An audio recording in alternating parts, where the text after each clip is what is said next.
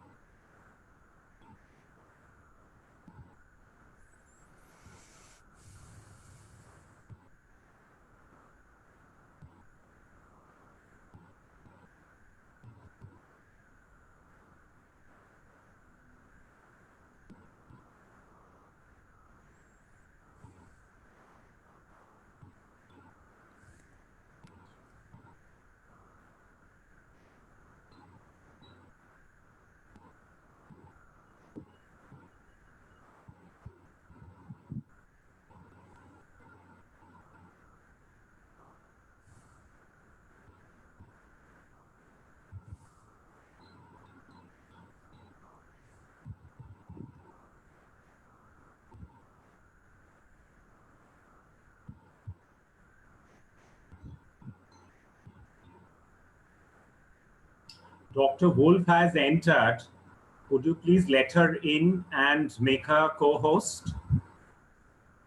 All right.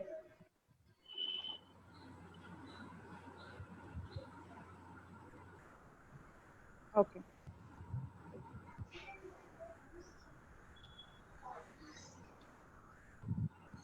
Hello.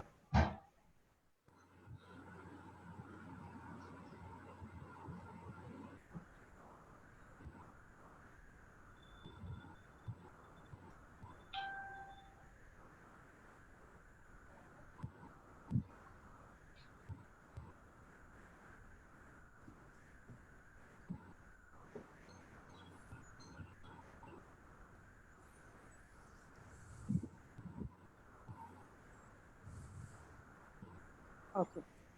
Good evening, everyone. I'm Puja Bhowmik, Assistant Professor, Department of Commerce, St. Xavier's College, Kolkata. Welcome to the webinar series on Resilient and Sustainable Development of Historic Precincts and Areas, Focus, West Bengal.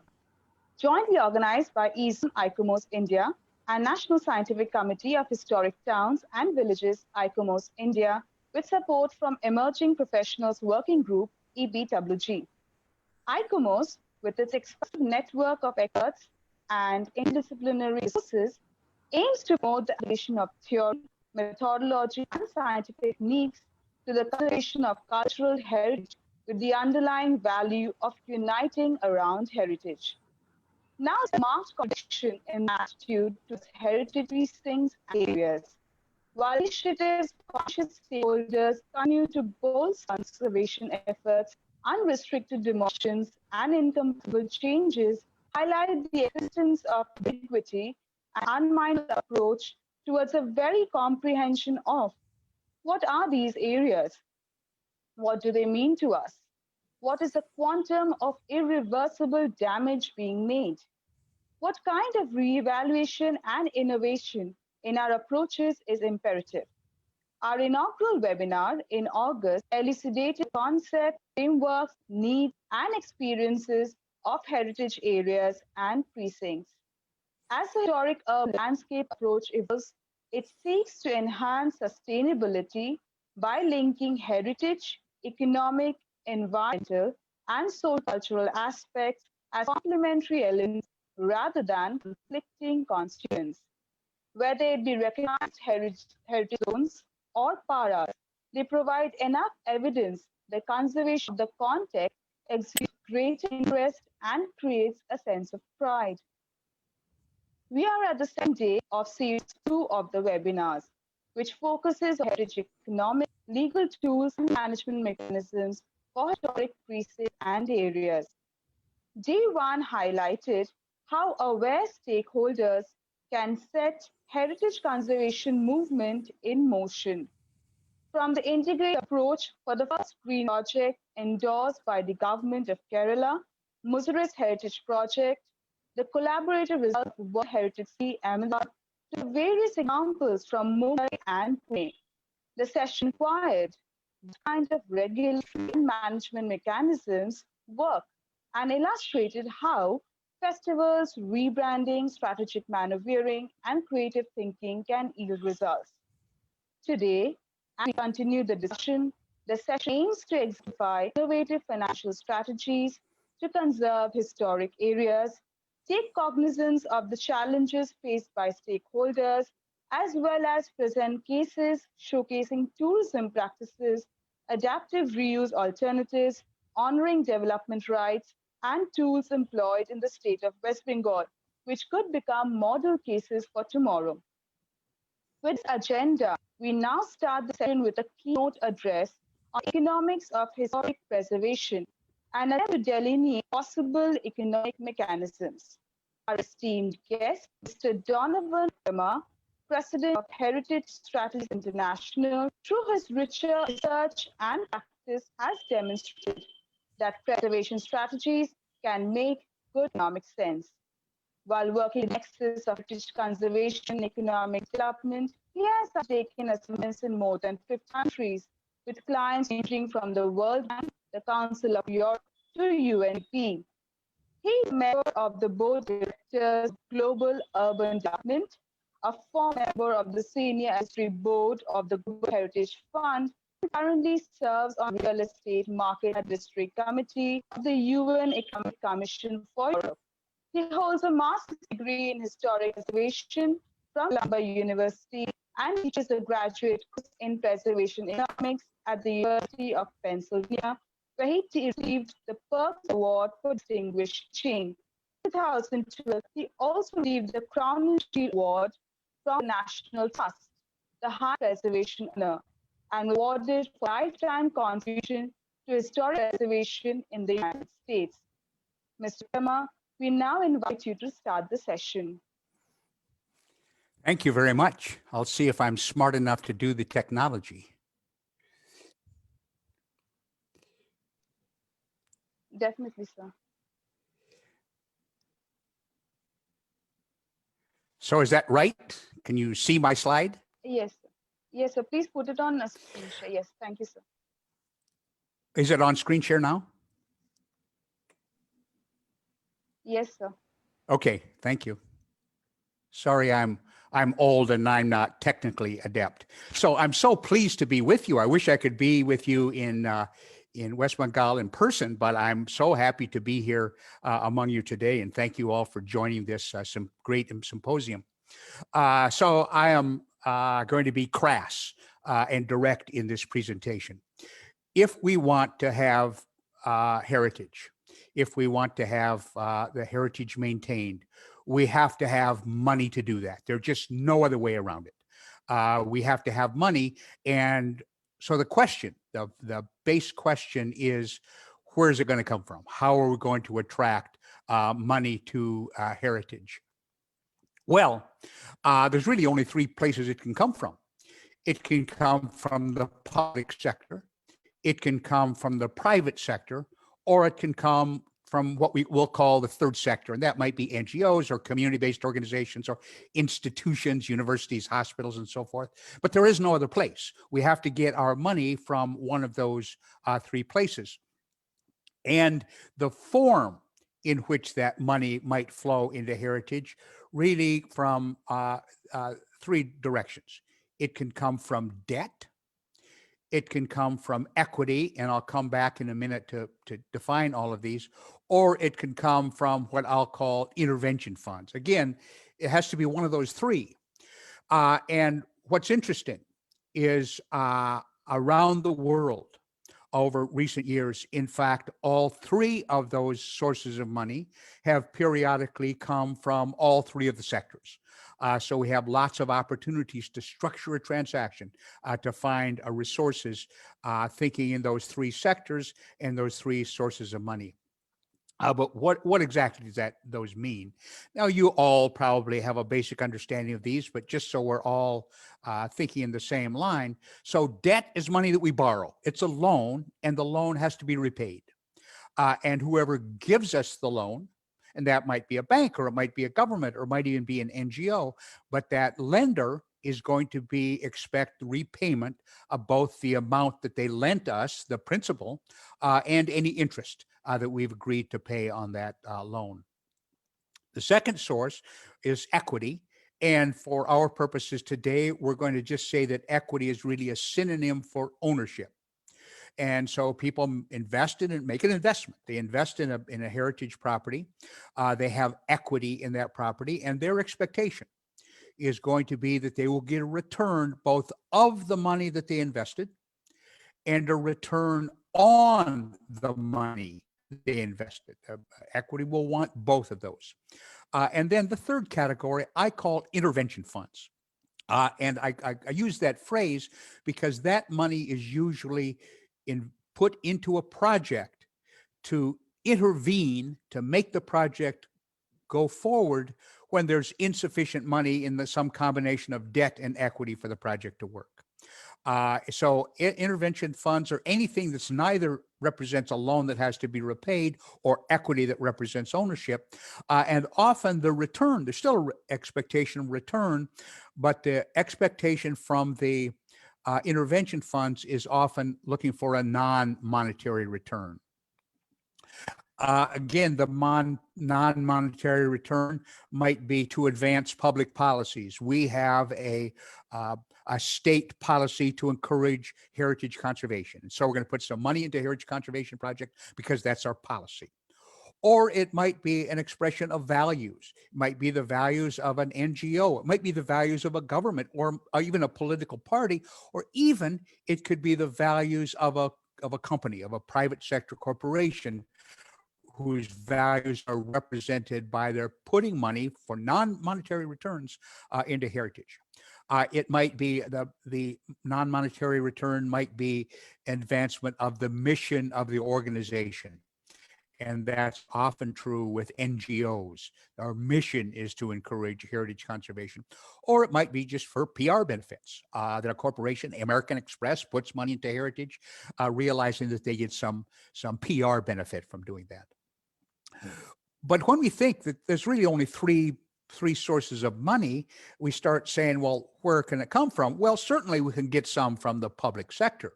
But the public sector has a whole range of obligations. They have to fund healthcare and defense and food services and national defense and transportation and education, whole range of issues that the public sector has to fund. And so the heritage contribution is going to be a limited amount.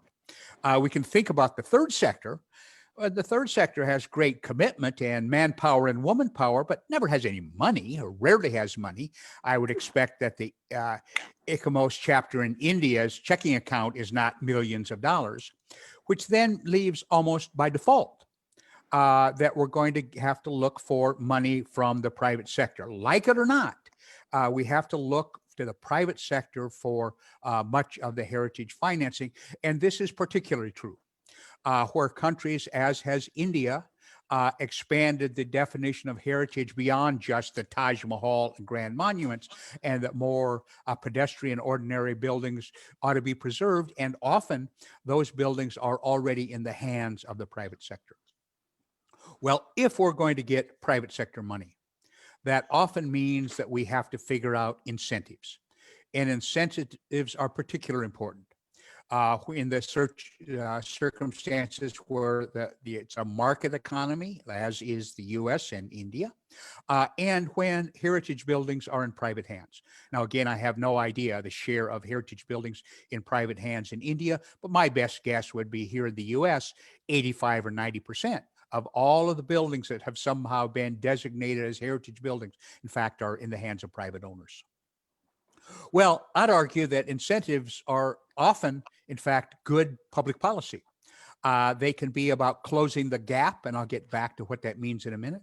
They might be a compensation for public good that heritage conservation generates. We might want incentives so we can influence the timing, scale, use, or character of the heritage project. Or sometimes investment in heritage is made to catalyze other economic activity around it. Again, I'm sorry to be kind of an economic geek here for a minute. If we think about investments, and in the world, there's zillions of things we can invest in, every one of which will have some balance between the risk that represents and the return we expect to get on that investment. And we could think about bonds issued by the nation of India. They are a low risk where the government is assuring those bonds so investors can buy an Indian bond with great confidence that they're going to get their money back and get a return on their money. So in relative sense, the return is going to be relatively low because the risk is relatively low. At the other end, we could have a very speculative investment that we have a big risk of not getting our money back at all. But if it works, and this might be true of a startup high-tech firm in Mumbai, we don't know if it's going to work, but we might make lots of money if it does. And so high risk, but high reward. Every investment in the world is going to have some balance between risk and reward. Here is our problem with many heritage buildings. It's not that they're too risky, it's that they simply aren't on the line at all, that there's no relationship, that the risk we're taking with that building is totally insufficient for the reward it's generated. So particularly when we'll ask the private sector to make the investment, we have to figure out a way to reduce the risk or increase the return or some combination of those things. Here's the other way to think about this relationship, and that's the cost value.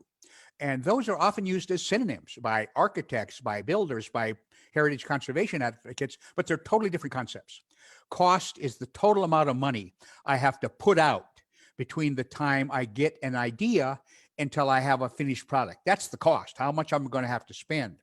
The value is what it's worth to somebody else when I'm done. What is somebody else willing to pay me to buy or to rent that asset? And when this is the situation, when the value exceeds the cost, we don't have to do anything. We can just get out of the way. That capital is smart, and it will flow to these opportunities where value is greater than cost. But often with heritage conservation projects, this is the issue. We have a cost of X and a value, and by value here, I mean the economic value in the marketplace is less than that. And the difference between those two is called the gap. And if we're going to expect the private sector to make that investment, we have to figure out a way to close that gap. And that's the purpose of development incentives. Development incentives are not to make rich developers richer. Development incentives are a way to encourage investment that otherwise would not take place because it is an irrational economic act to spend $1 million on an asset that when you're all done only has a value, economic value of $800,000. So no rational person would do that, hence the need for development incentives. And they may be necessary in a variety of situations. The top two are when the private sector either can't or won't act. And I'll come back to reasons why that might be true in a minute. Sometimes it's an extension of public benefit or public purpose. Sometimes as a catalyst for additional activity.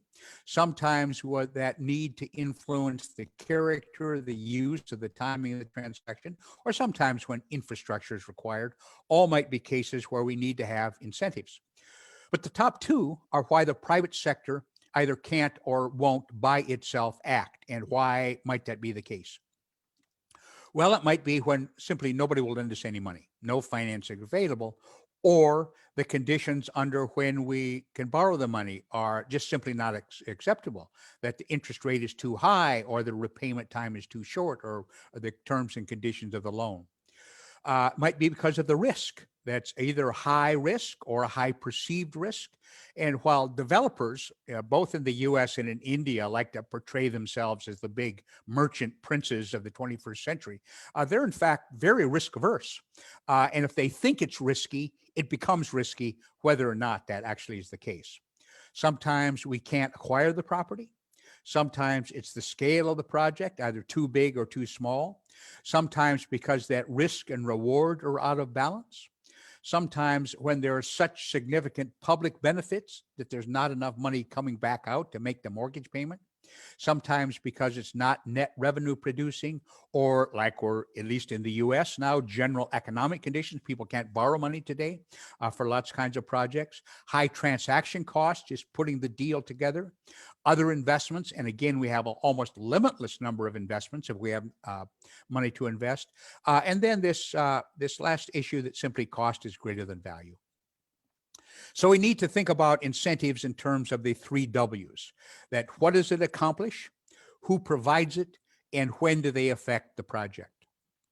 Well, in fact, incentives around the world have been developed to intervene to affect a project really at almost every scale. It might be at the pre-development stage when we're just trying to figure out what we might do. You could use incentives for acquisition, for the rehabilitation or construction or restoration. Sometimes we use incentives to raise investment capital.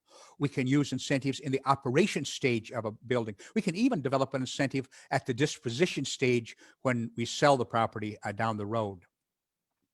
And then who provides it? Well, it might be the government directly.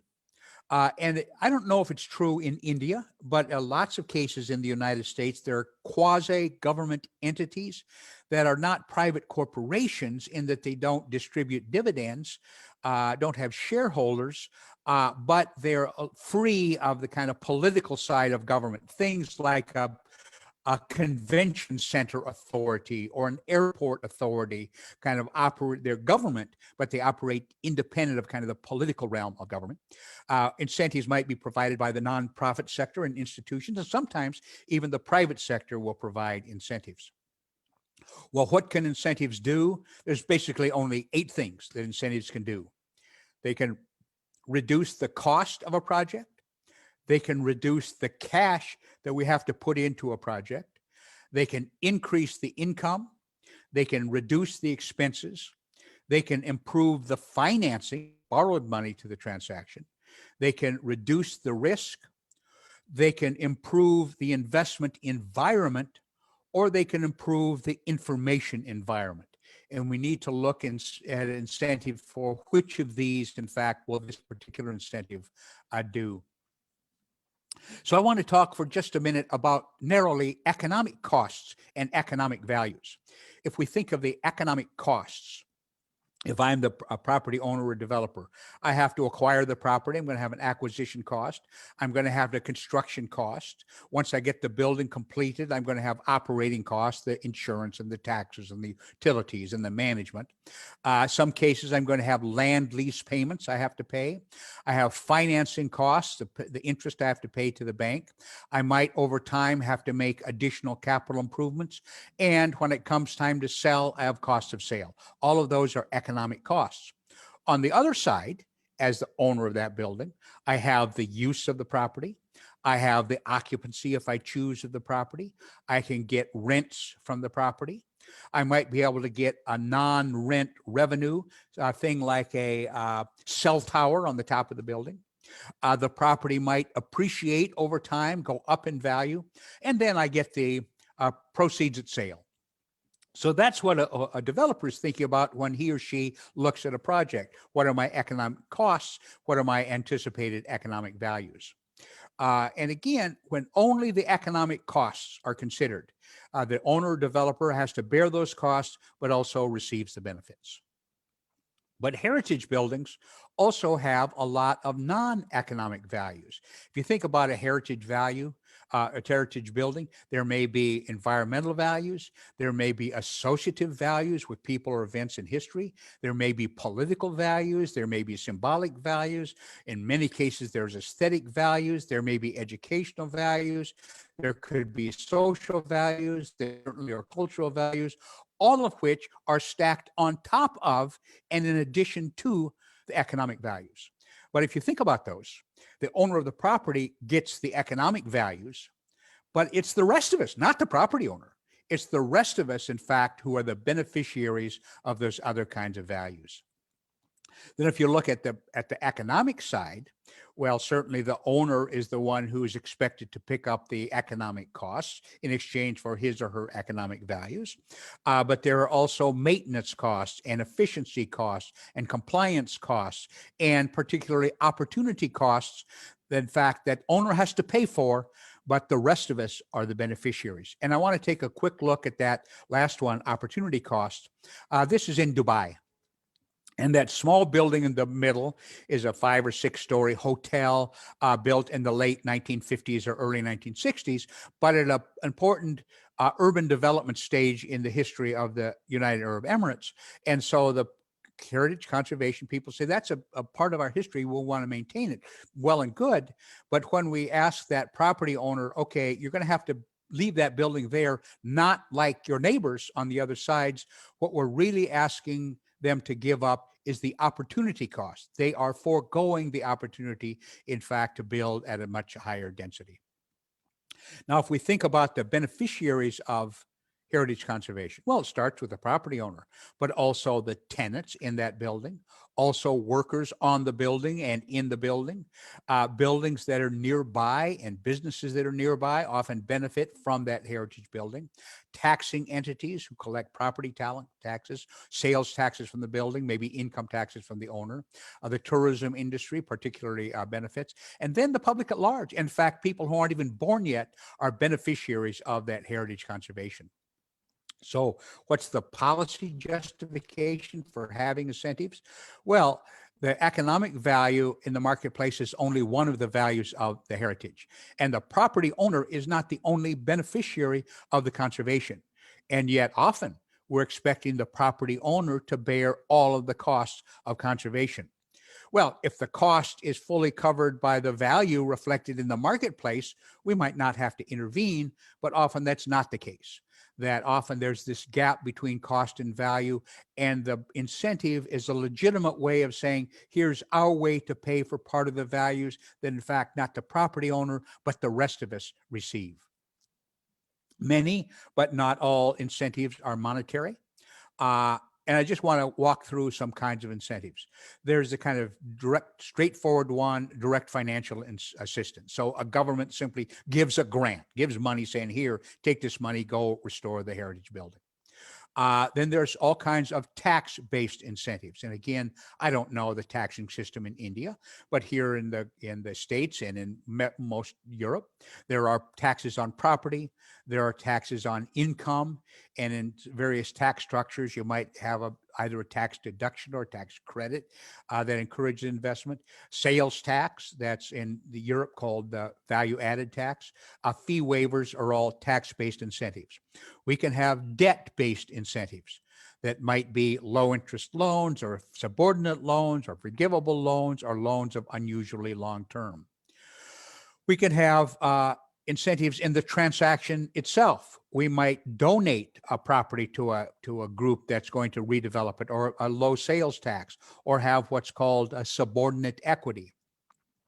We can have regulatory incentives. So we might have waivers on the zoning ordinance. We could have a fast track approval process for heritage buildings. We could grant existing use permits for the use that's currently in the building, not acceptable under current zoning laws. We can issue variances. They can have technical assistant incentives like design assistance or assistance in the real estate or transaction or regulatory assistance. We can have public investment around the heritage building. That might be in infrastructure, that might be creating targeted investment zones that encourages people to invest in that area. It could be in the improvements of the public space or parking, or priorities to lease properties by the government in heritage buildings. And then, because I know you're struggling in India how to wrap in the historic urban landscape in all of this, and the historic urban landscape is really a landmark change in how heritage conservation people think about heritage. And it's vastly more complex than earlier pieces. And as mentioned earlier, it includes economic processes. Well, in fact, there are these tools of the historic urban landscape: civic engagement, knowledge and planning, regulatory systems, and financial. Well, much of what my little firm does is to make policy recommendations to governments on how to create tools, strategies, incentives, policies to encourage the investment in heritage buildings. And we have begun to use those sets of tools from the heritage, from the historic urban landscape protocol in our recommendations. What we have done, in addition to the 4 tools spelled out, we have added a category called direct action for the kind of recommendations that don't easily fit into any of those 4 categories. And then literally, we use that historic urban landscape framework, and we look at those 5 tools: civic engagement, knowledge and planning, regulatory, financial, and our added category, direct tools, and then think, what are there direct tools that can fit into these categories? Are there debt-based? So we literally use those types of incentives as a matrix against the historic urban landscape to really conceptualize our recommendations to government. So finally, I guess the conclusions for all of this, financing needs to be part of the heritage equation. And I have to tell you, I've been in the kind of economic side of heritage for a long time. And when I first began, there was great resistance from heritage conservation people that even was saying to talk about money and heritage is just too déclassé, that heritage is too important even to taint it with the discussion of money. Well, go that way if you want, but that's going to lead to a lot of heritage buildings just being lost. Second is, not even the richest governments in the world has the financial resources to conserve all of the heritage buildings that merit conserving. So we have to look at sources beyond just government. And third, because the only other 2 sources are the nonprofit sector, the third sector, or the private sector, it means we're going to have to attract private capital. And fourth, to attract that capital often means that we need to have incentives. And the historic urban landscape is a very useful framework, in fact, to put this all together. So I'm looking forward very much to further questions and discussions and to learning from all of you about what's happening in your part of the world. Thank you very much for inviting me.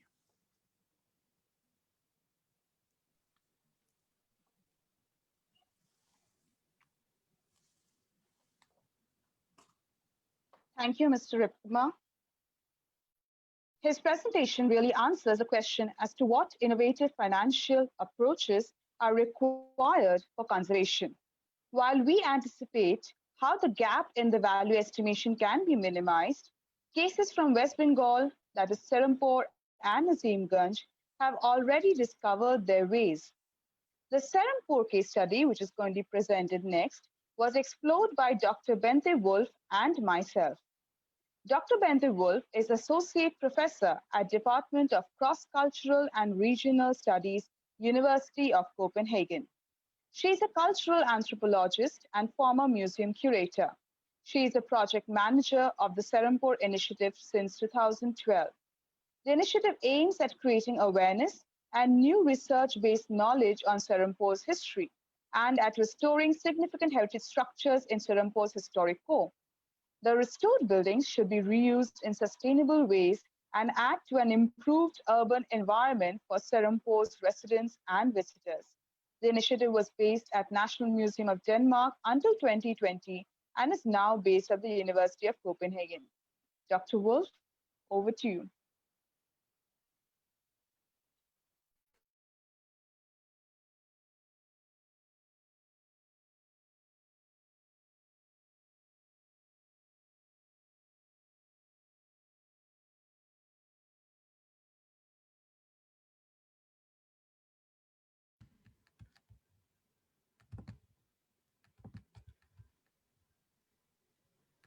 Dr. Wolff, are you muted? Yes, no, I'm not muted. The screen sharing is on, but it's not here. Yes, we can see the screen. Do you see the screen? Yes. Good. Yeah. Okay. Thank you very much to Professor Rypkema. That was really inspiring, and to ICOMOS and all the organizers. As you can see, I'm speaking on behalf of myself and the initiative and Puja Bhowmik. I also hope I'm speaking on behalf of the architects that were part of the project, and I think they're also part of the audience here.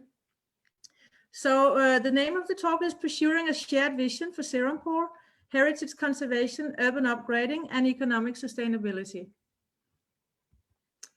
Serampore was a Danish trading colonial town from 1755 to 1845, part of what is called the Europe on the Ganges, just outside Kolkata. All these trading towns that were here along the Hooghly River at that time, with the European and Indian colonial trade. This is how the core of today's Serampore was planned during Danish time. It became urbanized during that time. And this is how it looks today. It's in India, it's a small town, but compared to Denmark, it's a big city. And it keeps growing. It's a commuter city with a commuter town, a lot of people working in Kolkata. So it has become from a trading town to an industrial town, and now it's a suburb to Kolkata. And we've been working in this little area, which was the administrative area of the Danish and later the British and now the Indian government, the local subdivisional government. So this is the area I'm going to talk about. We also worked around Serampore College, which I will not mention today. As you can see, we have the Hooghly River very prominently. The town was facing towards the river originally, but with the railway coming in the 1850s, it began to face towards that area and turning its back to the riverfront. But the administrative area is still this area, the subdivisional offices, courts, and so on. So it has a tremendous historical continuity in terms of its use. And this is how it looks from a drone. You can see the buildings I'm going to talk about today and how they are related. This is a shot from the river. The drone is above the river, so we are right on the riverfront with the Denmark Tavern. There's the St. Olaf Church, the main gate, the south gate, and the Danish government house. But what you can also see is all these G+3, G+4, 5, 6 stories coming up everywhere, including in this historic area. And further outside the center, much higher buildings are coming up for these new residents, these commuter groups. When we first arrived, there was this beautiful old heritage building, which was used as a police office. And now it looks like this. So it's happening fast. So we had to act fast with our little restoration project. And Serampore is not Ahmedabad. It's a small project that I'm talking of. But still, I think we achieved some results. But we had to operate fast because these buildings kept coming up everywhere. And they still do. And you see they overlook the old Zamindari palaces as well.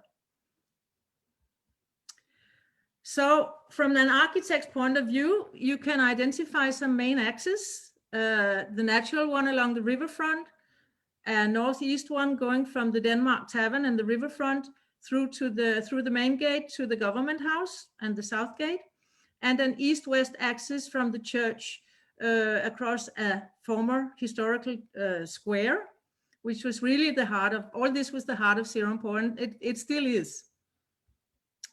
So early in the project, we proposed to government of West Bengal to make a heritage zone, regulating the height of buildings, the density of buildings, and so forth, so on and so forth. But we also quickly realized that this was a mission impossible for all the reasons that were discussed very, very interestingly at Thursday's seminar. So you know the reasons. The laws are there, but they are not being enforced. And the municipal authorities do not have the real powers. They have a lot of formal powers, but not any real power in these terms. So what could we do? We had to work for the art of the possible. And we had a vision for Serampur's historic town core. Which qualities should be restored, which should be maintained or added.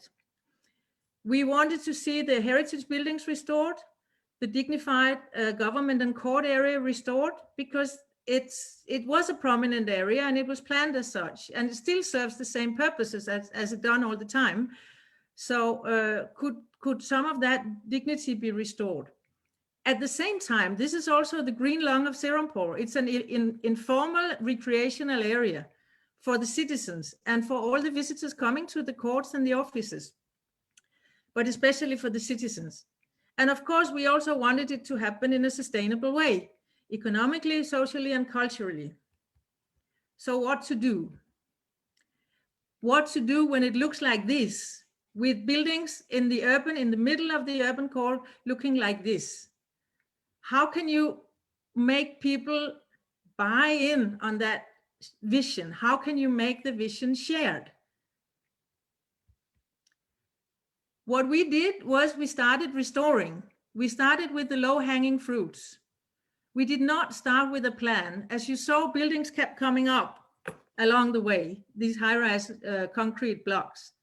So we started restoring. That created media attention. It created a wow effect among citizens and authorities.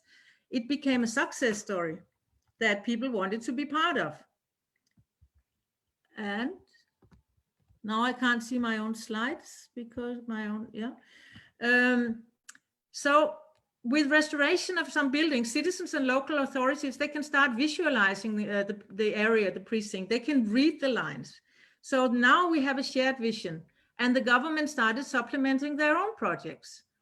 And then in the end, we end with a zone development plan. So it's a backward process, and that can lead to more restoration and more upgrading. So the first move was St. Olaf's Church, which we restored.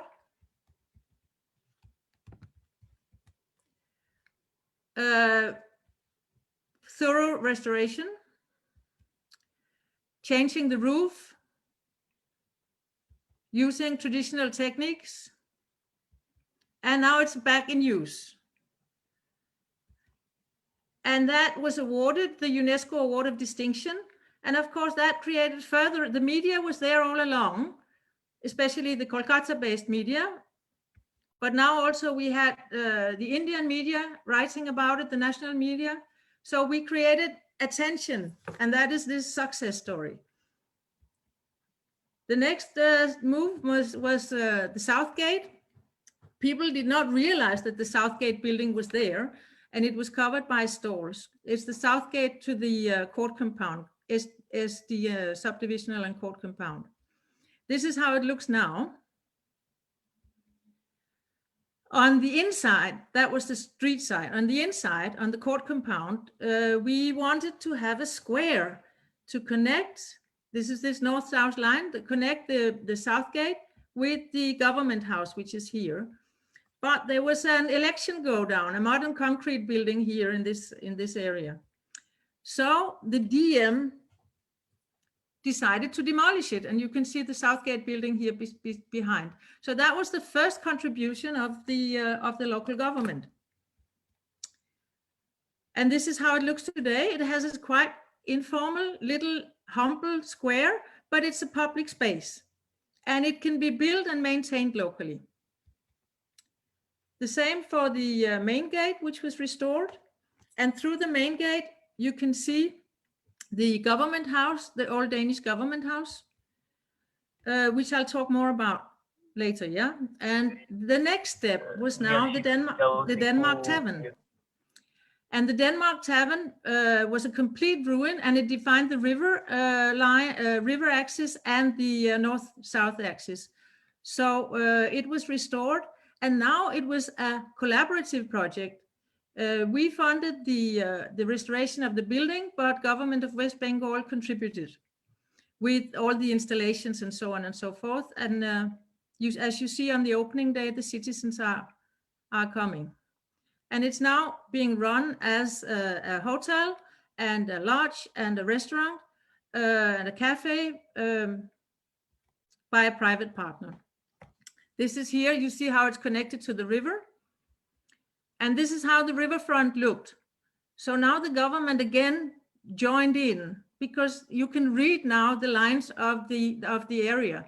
So this is how it looked. It was not used by very many people, and especially ladies and girls were afraid to go there in the evening time.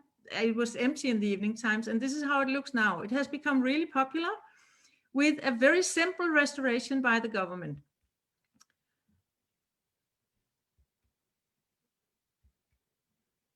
And the north-south axis, of course, again, you couldn't read it with the Denmark Tavern all in ruins, but now you can read it, and the government has now upgraded this road going towards the court compound and the main gate.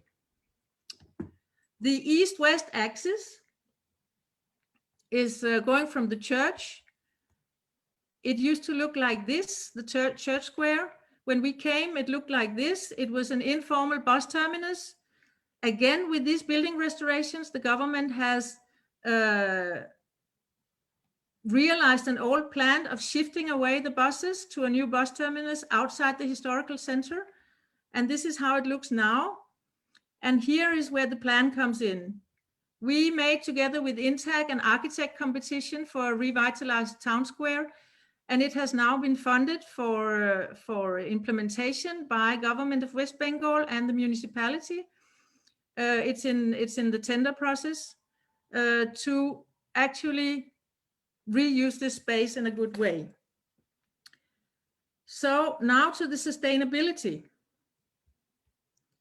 We started with some international funds that catalyzed and mobilized local government budgets, and buildings were adaptively reused and going for economic sustainability via some actual returns, or at least a cost neutral model. And tourism is very small here. Tourism will not be a base for these buildings to survive. But there's a local market. This is an urban area with a cafe audience and restaurant audience and so on from the region, from Kolkata, the neighboring districts, and from Serampore itself. And of course, some jobs are created also. So it's run by the Park Group, which is a pan-Indian hotel group. The little red building was a British-built building, which was a land registration office, falling apart, and it's now been restored and is taken into use as a mid-range or even quite cheap local restaurant, also with a regional visitors, but especially local Seramporians. This is the inside, and this is the cozy little backyard. And then there's the street vendors. They had their business in the area before, and we think they should still remain. So they have to fit in. They can have some designated spaces, but they should still be there, because that's also economic sustainability for them and for the town. And this vendor in front of the Denmark Tavern, he says that his sales has increased with visitors to the tavern itself and the riverfront. And again, in front of the main gate, you have the vendor stalls also. The Danish government house was not restored by us, but by Government of West Bengal, but in collaboration with us and with advice from us. So there was a lot of collaboration on that. And this is how it looks now. And the local vision for it was a museum. But a museum does not pay for itself. Not a lot of visitors will come, but you will still have, the government will have a lot of expenses for the curator, for staff, for maintenance, and so on, new expenses. So we instead propose to use it as a subdivisional information and cultural office, and reserve a few rooms for exhibitions and some rooms for renting out for conferences and seminars and so on. So the whole front part here was to be used for the office, because this building was built as an office for the Danish governor. And this is where the subdivisional informational and cultural officer had her office and a newspaper reading room for the public in rented space in a lane, very poor rooms. Now they have beautiful rooms. They still don't have furniture, but they can also serve as a tourist office. While doing their normal office work, they can hand out tourist brochures and let people into the historical exhibition, which we're working on now. Recreational spaces, should they be for visitors only? This is from Chandanagar, neighboring town to Serampore. A similar building, but no people in this beautiful area. It looks beautiful. And I think a lot of people in Serampore imagine something like this to happen. But how can it happen? Because Serampore's court compound and government compound is the recreational area for the children, for the residents of Serampore. So what to do? It was also used, there was a motor vehicle registration office. You see all the two-wheelers parked here. There were also a lot of four-wheelers coming. The government again contributed. They decided to remove a planned G+3 building with this motor vehicle registration office outside the historic court area, the historic town core. So again, we end with a plan, a detailed project report for revitalizing the area, but maintain it as a public recreational area, separating the pedestrians from the cars. But they should still be there, both of them. This is the government house and this is the plan. It's a lot of working together, a lot of visiting government offices. These are our partners. These are our funders. This is the Denmark Tavern at the pink ball cricket tournament, just to remind us that these buildings are local buildings. Thank you.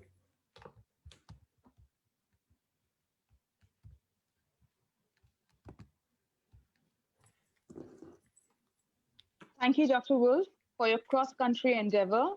I'm sure we can learn from Serampore's example. As cultural and creative activities contribute up to 3% of world GDP, and cultural tourism attributes to about 40% of world tourism, studies have increasingly recognized that conservation of heritage precincts contributes positively to the economy of the supporting locality. We shall now take a tour of the initiatives in Azimganj with the urban conservationist, researcher, and educator, Ms. Kamalika Bose, who is the founder principal of Heritage Synergies India, Mumbai, and has 15 years work experience in the field. She is a Fulbright scholar and was formerly assistant professor at Sect University, Ahmedabad. She obtained a master's in historic preservation planning from Cornell University and has gained international work experience through positions at Historic Districts Council, New York, and Cooper Hewitt Smithsonian Design Museum, New York. She has authored 5 books, including The Hoysala Legacy and People Called Kolkata, and her work attempts to bridge academia and practice in the domain of heritage conservation. Kamalika is an expert and voting member of the ICOMOS International Scientific Committee on Shared Built Heritage and the coordinator of National Scientific Committee on Shared Built Heritage, ICOMOS, India. Ms. Bose, please initiate the presentation.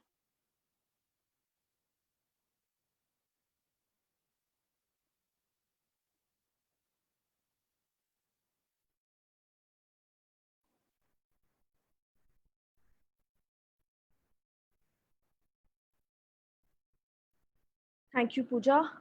Is my audio and video on for everyone? It's perfect. Okay. Thank you, Puja, for the introduction and for the 2 excellent presentations that we have had before this. Today I'm going to be speaking about initiatives which have been ongoing that really are focused in the local economy and how we can use to reactivate the local economy using heritage precincts and heritage assets as the pivot. So I'm going to be talking about the case of Azimganj, which is a a suburb in the district of Murshidabad. So a little introduction to the place and the community, its historical evolution versus the story today. So Murshidabad, as many might know, really began to see the birth of new settlements in the early 18th century when the Diwani of Bengal, or the Bengal Sultanate as we know it, shifted from Dhaka in present-day Bangladesh to Bengal in Murshidabad, founded as the new capital of the Nawab Murshid Quli Khan. And it saw its heydays as the sort of richest sultanate in Bengal, which is also why the British kind of had their eyes on this epicenter, financial as well as cultural, which ended with the Battle of Plassey and the deposement of Nawab Siraj-ud-Daulah. It was in this time that Murshidabad saw great urban development with the birth of a sort of ribbon pattern along the banks of the river, with urban settlements springing up on both sides of the river Bhagirathi. So it was around now that we see a community of Oswal Jains from traditionally from Bikaner in Rajasthan, now moving to the royal court of Murshidabad as financiers, as merchants, and moneylenders and bankers to the Nawab and the royal court. And considering the amount of hold, the wealth, the affluence of this zone, quickly this entire stretch, which is about today a 20-kilometer stretch running from north to south, we see the sort of division, spatial division and planning of Murshidabad in this way, where the central, the epicenter of the royal court and activities around it was focused on Murshidabad as the royal capital. But on the northern suburbs, we see Azimganj, Jiaganj, Katgola, all emerging as suburbs settled by Jain merchant and banking communities who are all associated with the court. Later in the 19th century, we see development of the southern suburbs such as Kashim Bajar and Saidabad, which are related to Armenian traders, the Dutch, the English, and the French, all having trade and factory located here. And today, further south, Bahrampur acts as the current municipal town and administrative quarter of the Murshidabad district. And this entire stretch and we can kind of see the ribbon development, and due to the presence of the river, etc., have created in a sort of scattered and yet co-joint sort of geography. What it has also created is a sort of heritage assets which are very diverse owing to the cultural confluence and the syncretism of diverse religious faiths and beliefs, which have created a diverse ecosystem of assets.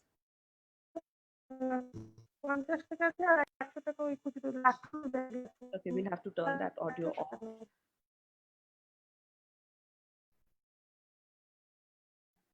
So now focusing on the Azimganj of yore, we see a unique synthesis of the Rajasthani, Nawabi, and European traditions of Bengal, which reflected not only in the architecture and the built form, but a sort of amalgamation of attire, cuisine, lifestyle, which really synthesized these diverse influences in a sort of harmonious ways. And the Oswal Jain community, also known as the Sheherwali Jains, because that was the Sheher. Calcutta was not born at that point, so Murshidabad was the Sheher. So they were known as the Sheherwali Jains. You can really see the kind of wealth, opulence, and integration that they had in the region itself. So now when we come down to the Azimganj Jain Patti, it's a sort of a neighborhood within Azimganj itself, which dominates the landscape of Azimganj on the western side of the river. It emerged as the residential sector of the Jain community, while its twin town, Jiaganj, on the eastern side of the river, remained the commercial sector where the businesses were and where all the sort of monetary activities took place. And over the time, we see that not only the residences of the larger families, but it has been interspersed with other kinds of built forms, other economies, the local sort of habitat. So Azimganj today, and this is when I started working there about 5 years back in 2015, really was a ghost town. And to me, it felt like this undiscovered Chettinad of the East, where you have these royal sort of residential and religious buildings, but the people had gone. The people had kind of moved away to Calcutta in the 70s and 80s for multiple reasons. And the locals who were kind of left there really did not own or identify with this, or didn't really have the wherewithal to understand what to do with this heritage. Hello. So the idea was to then work with the Murshidabad Heritage Development Society, which was founded 10 years back, to really look at this and work and make actionable plans for the revival and resurgence of this region, was to really work out a conservation strategy plan, which looked at values that were within the settlement, but also the viability and the future as a roadmap. So the questions and the that were present were that with most Oswal Jain families today residing in Kolkata, the remote upkeep, management, and continuity of this abundant heritage has become a challenge for the future. Also, though Jain Patti today is an integral part of Azimganj, yet its heritage and relevance was kind of ambivalent to the current residents of the town, who are not its creators and hence failed to possibly be its custodians. Also, because of the geographic expanse, Azimganj had kind of been become delinked from the larger contemporary narrative, location, and economy of Murshidabad. So while people were still coming to the sort of royal epicenter with the Hazardwari Palace, etc., nobody really knew about Azimganj or was coming there because of the geographical distance. And in the absence of formal economic tools, incentives, or returns, how and why would private property owners be enthused or motivated to save their built heritage merely on sentimental or legacy grounds? So these were the sort of preliminary challenges when we started working on a conservation plan, which attempted to first create a detailed documentation of the heritage assets within the Jain Patti in Azimganj, because there was a lot of resistance or even lack of clarity about what do we actually have, what are the values of it, and why is it even worth going back to and investing, because they had kind of moved away from this place.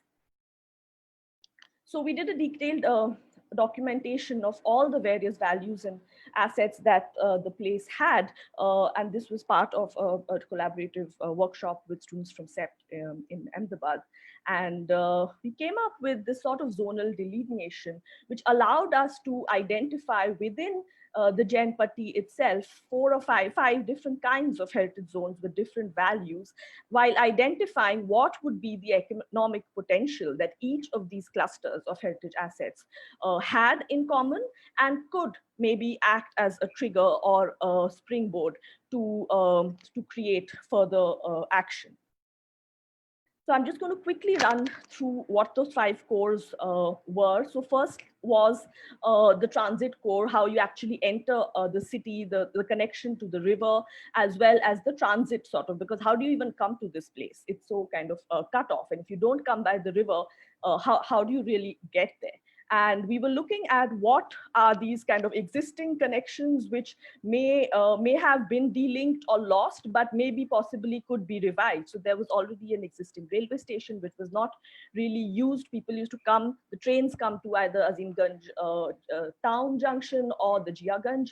So this became an opportunity. The ferry ghat, the possibility of a set of buildings which had been patronized by the Oswal Jain community itself, it really created an ecosystem that already existed as a transit core, along with the local market and the local bazaar, which had kind of taken over this area.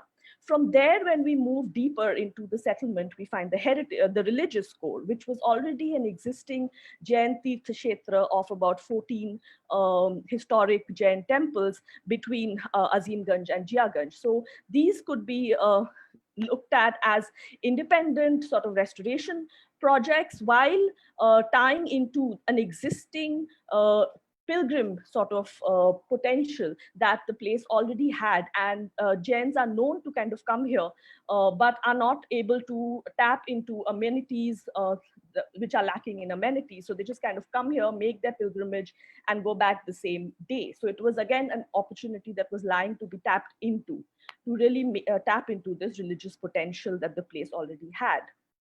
So these are some of the temples, and you can see they kind of have this mix and style of the Nawabi, the Rajasthani, as well as the European kind of influence, amalgamated, each dedicated to one Tirthankar. The third zone, which really had a new potential, which was untapped, was the residential core, which already existing had 7 grand kothis, which provided an ecosystem of adaptive reuse and mutual benefit from each other, all privately owned by the Jain families who all now lived in Calcutta.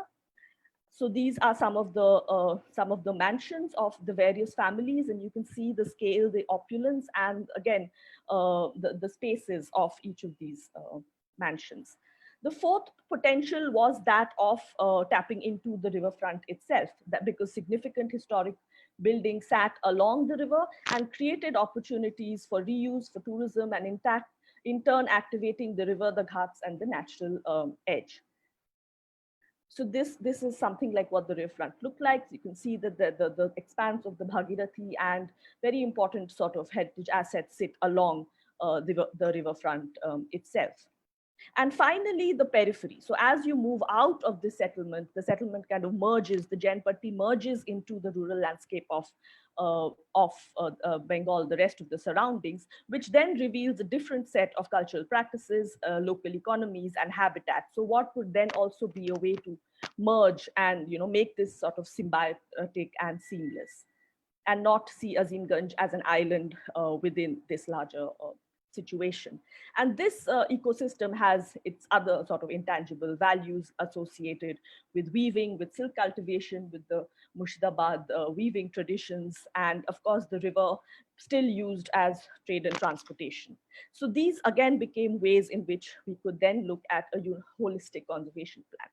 Now, again, as Mr. Rypkema mentioned, in the complete absence of public sector involvement in this, it really became important for stakeholder mobilization and engagement to take place for the private property owners, and to really first understand the values of what they had and how they could kind of relook at something which was not a white elephant, but it gave them an opportunity to relook at their legacy and their heritage and how they could draw a roadmap. So we did a series of community consultation meetings with various members of the MHDS, who were in turn members of the Sherwali Jain community themselves. We also did traveling exhibitions which were displayed for interest and awareness building among the stakeholders and the general public itself. So we displayed this in a few places to kind of get feedback, to bring a place back that had kind of fallen off the radar in general before you can actually start making actionable any economic plans. And then we also did 2 international seminars to really recognize the potential of heritage as an asset to discuss. So pretty much the intention of this current seminar that we're doing, we did something like this 3 years back in Azimganj itself, bringing in people such as Amarnath in the Nimrana sort of perspective, and looking at Ahmedabad, the example of Ahmedabad, what has happened, including the family members, etc., to really understand how they could now start tapping into, as a privately led, as a privately self-organized mode, in the complete absence of any public sector or any other sort of non-profit intervention. So what has emerged out of it now, to quickly kind of look at the outcome. So the outcome really was to create an ecosystem for heritage-led economic drivers, where we believe that through a series of local actions in Azimganj, within the Jainpatti, we could leverage heritage assets within Azimganj and the immediate surrounds. So this was then clustered into 3 large buckets. One became the bucket of the private residents themselves, and how we could tap into entrepreneurship, which is native, it's inherent, and in their blood, entrepreneurship is inherent to this community. But how do you make them see the value of something like this, which are traditionally looked at as white elephants? And how do you unlock the entrepreneurial spirit of through adaptive reuse for these private residents? The second bucket was really through Jain temples, this 14 existing historic temples, and through the temple trusts and the trusteeship that already exists, how could you go ahead with restoration and building additional new amenities which made it meaningful for even religious pilgrims to spend more time in the region rather than just make a flying visit to these temples? And finally, the larger sort of community engagement aspect of the cultural heritage of the region and using the crafts and the craftsmanship of the area. So these were the broad three sort of local action areas which were then identified to have larger regional impacts, which would hopefully then trigger a wider economic benefit and community-led protection mechanisms, which would be in the range of bringing in revenue for homeowners, which could be plowed back into the conservation process and for the benefits of the local area. It would boost local livelihoods of the current sort of residents and the current people of Azimganj and Murshidabad. It, of course, heritage tourism would be one of the key of benefits of this process, while also linking to the religious pilgrim tourism circuit as well.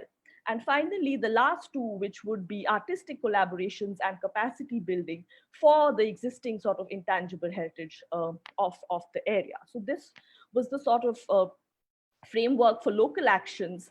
And I'm just going to go through a few of the things that then did happen.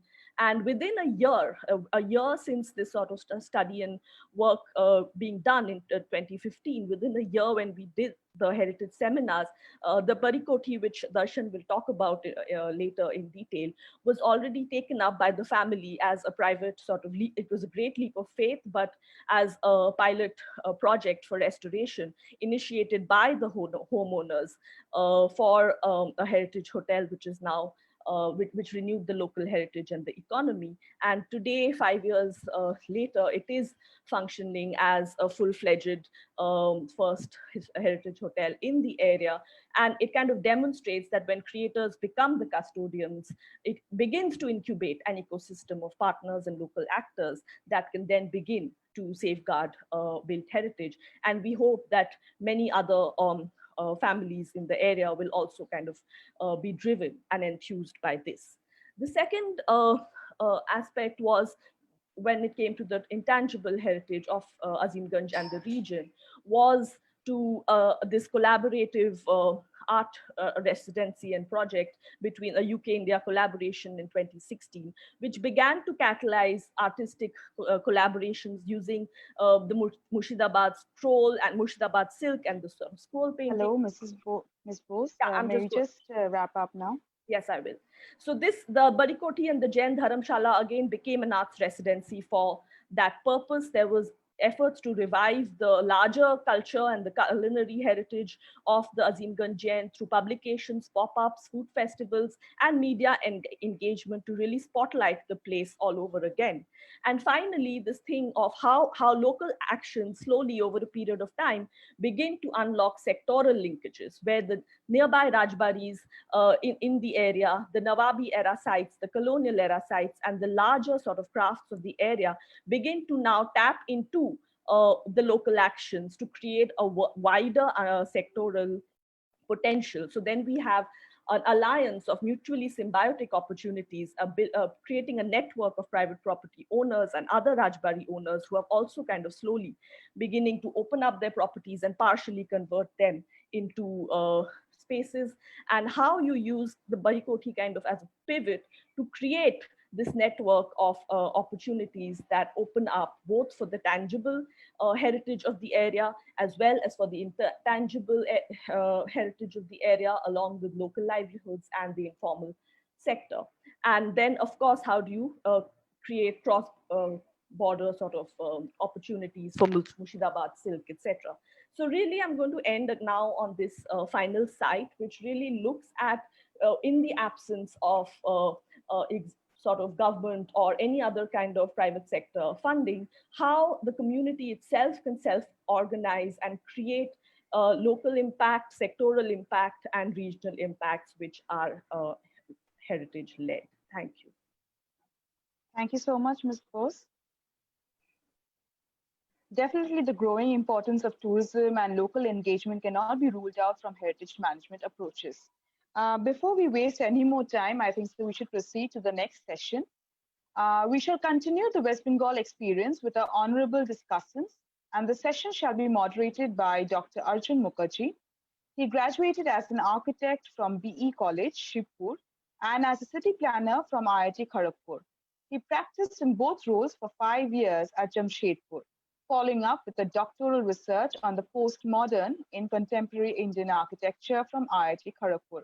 He has taught at NIT Rourkela and is presently teaching at IIT Kharagpur, where he is also a principal investigator for a West Bengal government project on Kuch Bihar's heritage. He has worked for the National Monuments Authority, India, in connection to heritage sites at Delhi and Kanchipuram, and has co-edited the volume titled Integrated Urban Conservation: An Approach Towards Development. He recently became a member of ICOMOS. Dr. Mukerji, may we start the discussion? Thank you, Puja, for the kind introduction. For today's panel discussion, we have 4 eminent guests joining our speakers. Let me begin by welcoming them all and introducing them to our audience. Mr. Darshan Dudhoria is a lawyer turned entrepreneur, having completed his post-graduation in law from City Law School, London. Darshan identifies as a heritage custodian. Having inherited his ancestral Haveli in Azimganj, Murshidabad, he successfully restored it over the last 6 years as the Barikoti Heritage Hotel, the first of its kind in Murshidabad. As the secretary of Murshidabad Heritage Development Society, Darshan is actively working towards preserving and restoring the tangible and intangible heritage of Murshidabad, creating a self-sustaining ecosystem along with the participation of the local community, and promoting heritage tourism for Bengal at various global and national platforms. I welcome you, Darshan.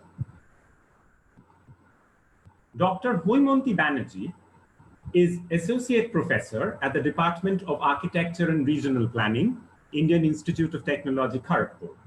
She graduated as an architect from Bengal Engineering College, Shivpur, and obtained her master degree in city planning, as well as a PhD from IIT Kharagpur. For several years now, Haimanti has continued international academic collaborations with the Massachusetts Institute of Technology and Indiana University of Pennsylvania, USA, and she is actively involved through research and professional consultancy with national nodal institutes like BMTPC and NIUA. She is one of the principal investigators for the government of West Bengal for declaration of Kuch Bihar as a heritage town. I welcome Haimanti to the panel. Mr. Rajesh Sen is the curator for his entrepreneurial venture, the ZZ's Precinct, a restored 1930s South Calcutta townhouse combining hospitality with the creative arts. With over 30 years of experience, Rajesh is a specialist in hospitality sales and marketing, with a substantial focus on the luxury segment. He is actively involved in the architectural conservation of Kolkata and is a trustee of the Calcutta Architectural Legacies. I welcome you, Rajesh. Last, we are privileged to have Mr. Sushil Mohta, the chairman of the Merlin Group of Companies and the president of CREDAI West Bengal. With an experience of over 3 decades in real estate industry and as a member of several committees formed by the government of West Bengal, he has been instrumental in policymaking and suggesting reforms in the sector. He has also actively researched on housing and urban development of developed countries. A warm welcome to Mr. Mohta. I request all panelists to please switch on your videos. For the audience, at the end of the first 2 rounds of this session, we are going to take questions from you. I request you to type in your questions in the chat box addressed to Nandini Mukhopadhyay, or you can post your questions to the Facebook comments for those of you who are seeing through Facebook. Now, to begin, following the last case study on Azimganj by Kamalika, I would like to start today's discussion with Darshan. Now, Darshan, you have been instrumental in preserving the Barikoti at Azimganj through its reuse as a heritage hotel. What convinced you that this made economic sense rather than redeveloping the property? And more importantly, what are the management mechanisms that ensured the viability of Barikoti? Or even mechanisms that are being adopted by the Heritage Development Society that might contribute to the success of historic preservation in general in the context of Azimganj. Over to you, Darshan. Arjun, thank you. And first of all, Kamalika, I think that was an absolutely brilliant presentation for Azimganj, Murshidabad. I thank you for letting everyone know, because we, of course, have an extremely short span of time to try and explain it all. Well, diving right into your question, Arjun, that what made economic sense? Frankly speaking, I was over breakfast today sitting with my grandmother, who's 91 now, and who lived all her life in Barikoti. And I asked her this question just to get a perspective of how she would think. And I asked her, do you think what we are doing, does it make any financial sense? Aapko lagta hai paisa hame wapas kabhi mil payega? And she said, why are we looking about money? आप अपने बाप दादों का संपत्ति बचा रहे हो. So essentially translating that for you, that you're actually saving the heritage for the future generations. And that for us, and why this story becomes extremely relevant, Arjun, is because economic sense needs to be found in a place where there is economic activity. In the place that we are in, had we done this project in Calcutta, it would be a wholly different affair.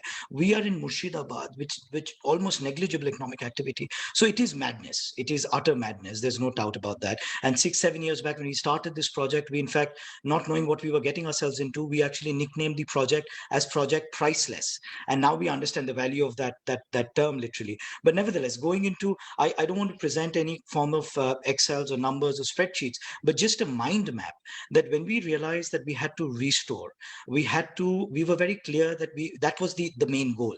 And the end goal towards reaching that and how we could keep the entire exercise going was to make it self-sustaining. That for us was very, very clear. And in the place that we were in, we realized that without using tourism as one of the anchors, our project would fall flat.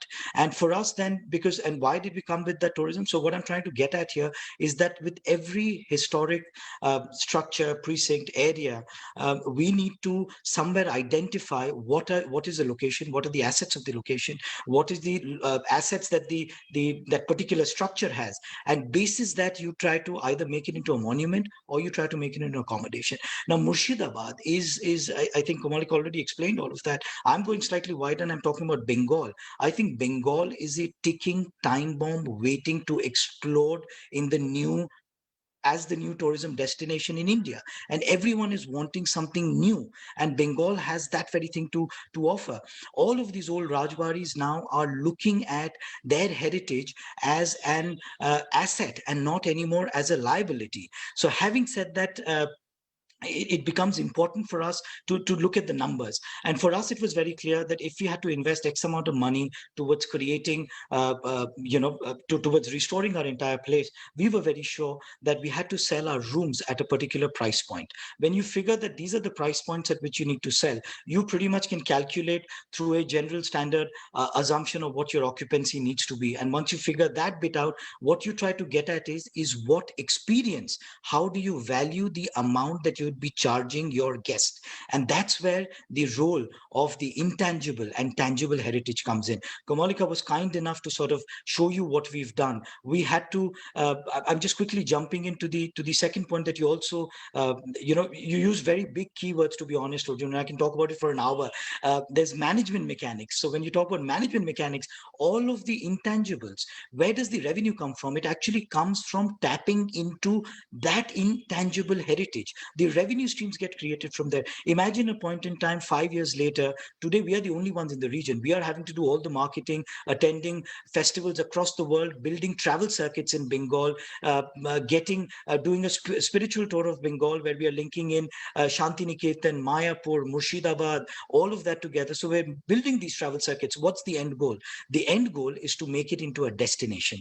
When the destination arrives, people such as Mr. Mohta would come in and say, hey, this is a fantastic destination. Let's take this heritage asset. Let's convert this into a beautiful hotel or a museum or whatever that may. And that is the economic sense in tapping into the heritage space. For us, made absolutely no sense because we were the first ones. No numbers sort of justify that. But at the end of it, quickly in the next 1 minute, telling you the management mechanics where we struggled the most was how will we run the place? We decided it can't be these hotel management trained personnel coming and running the place. We had to use the local community because it's a part of the experience. We had to make it genuine. We had to make it authentic. We realized what is the experience that the person is going to get. Our guests, who are primarily 95% being international tourists, would come in to Barikoti and would want to spend time with our boys and girls who are their hosts. They would like to go to their houses, possibly eat a meal over there. And that to me is finding the economic sense in heritage. And that to me is the management mechanics of it. Quickly wrapping up, MHDS, Murshidabad Heritage Development Society, Kamalika sort of mentioned all about that, becomes a very important platform to create awareness. I think the step one towards creating any form of movement in the heritage space is to create that awareness. And bodies such as Murshidabad Heritage Development Society are used, and these festivals that we do and these activities that we do throughout the year. We've got 108 different mangoes in Murshidabad. We have these lovely mango festivals. To do all of that is creating that movement in the heritage space. I'm quickly now going to because we're in the interest of time, I'm just sharing my screen to just show you a few visuals of what we've done with Barikoti. Let's see, maybe in a few years' time, I would love to have 10 different hotels, maybe 200 rooms, make it a destination where people are not thinking about Rajasthan or the South, or directly come to Bengal, spend those 11 nights here and go back. That is my dream to, for the, heritage of Bengal and Murshidabad particularly. So I'll take the liberty now, Arjun, to share my screen. Yes, please.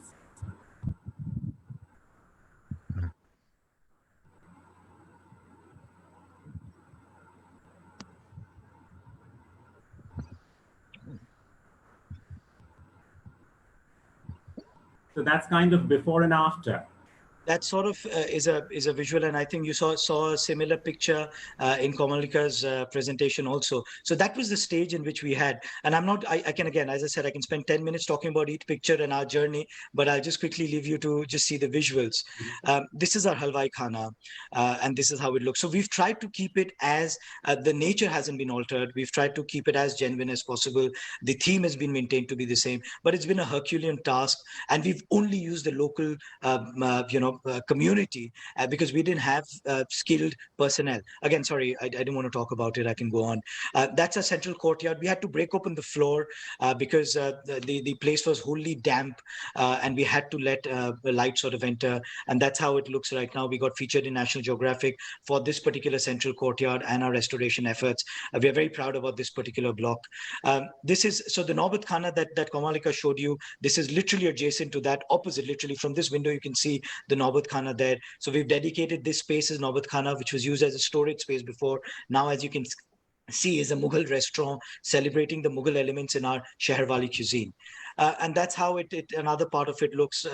All these houses in that region are all mixed architectural forms. So someone came in and said, hey, I want a mix of everything that was going on in the world back then.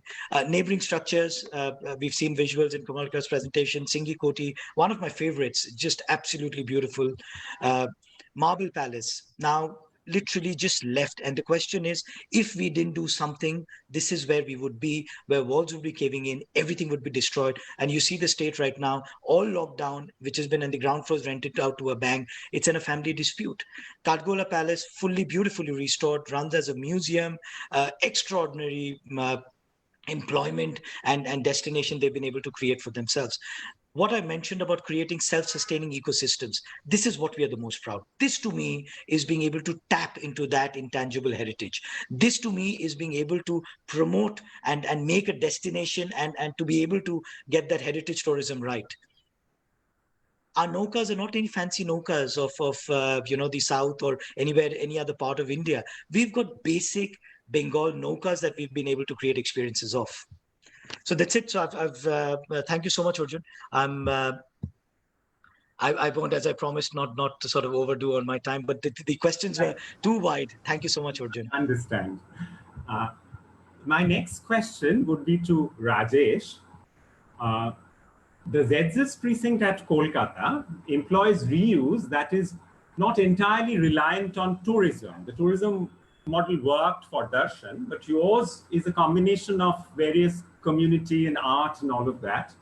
So could you tell us a bit about the project and what convinced you that it was required or that it would work?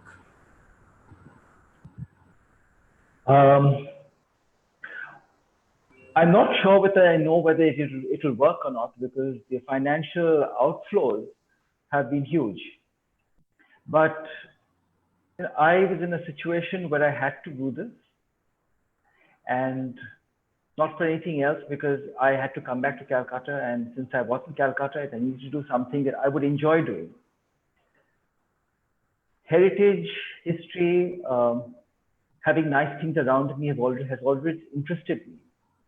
So when I found this house through common relation, and we started work on it, and it took me a year to restore.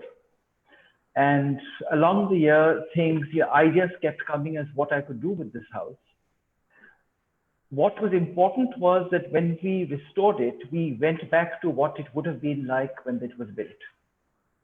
So we haven't really touched anything in the house. Not the flooring, not the walls, not the ceilings, nothing. The woodwork, everything remains the same. And then create something that would sustain it, not for anything else, but because there's an example to other people as well, because these houses are common. There's nothing special about this house. It's a common South Calcutta middle class house. It's a townhouse. It could have been demolished if the owners had wanted it, because that's one of the biggest reasons houses get demolished. The owners want it, and there is no law which can make the owners wait, stop them from demolishing a house that they own.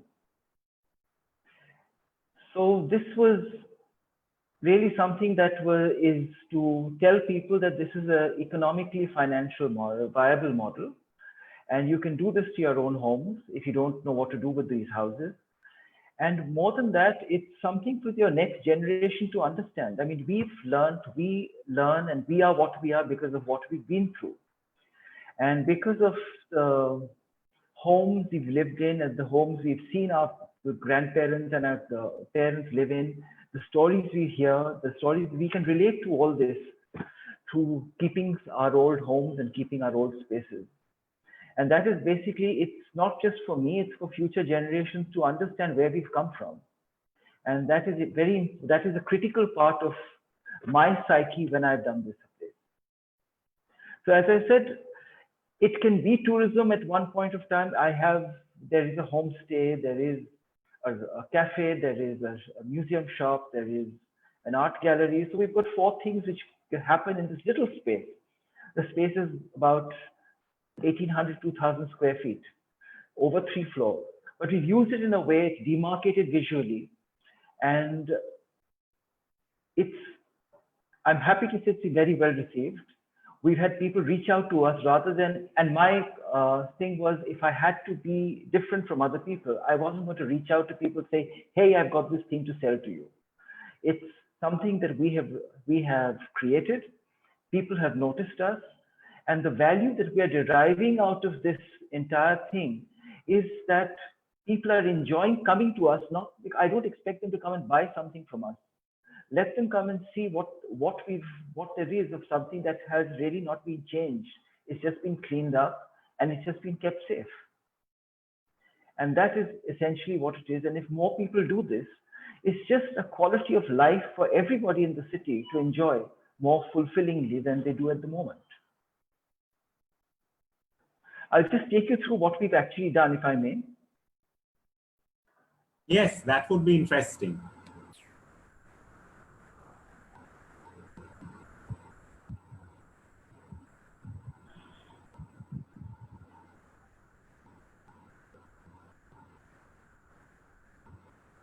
Can you see this? I don't think the screen share has happened yet. I've on one moment.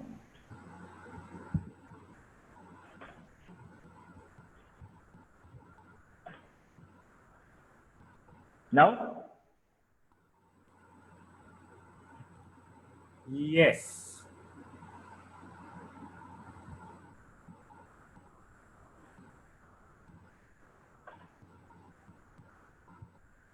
Okay.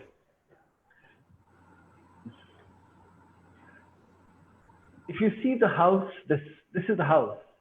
The extreme left is what it would look like. You would just pass that house and not think it was anything special, because it isn't. It's like any other house in any other neighborhood. It's an Art Deco house,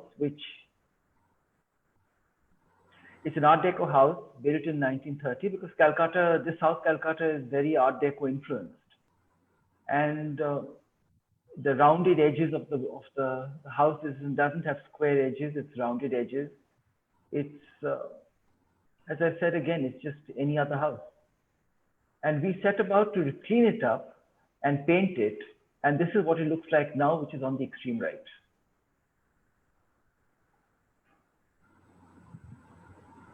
This is what the house rooms looked like. There was the painted windows, which we scraped off and we made them, we polished them. We scraped off the walls, we just cleaned them up. It was very simple. I mean, it's really back to basics. We've done nothing special with the house. You can see the red oxide floors, the terrazzo floors, everything remains intact.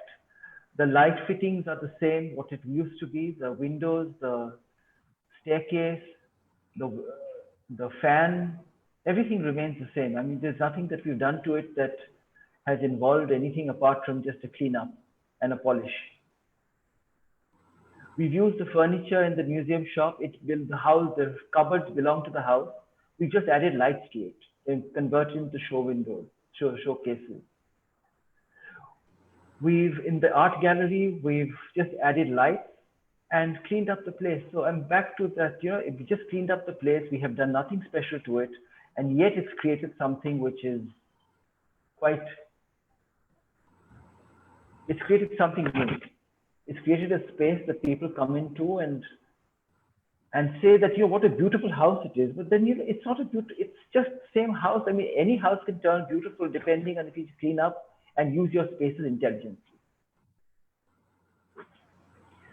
What the larger picture is that we are also trying to tell the government that this is something that will bring to, this is a house which belongs to in a locality. Calcutta is locality rich.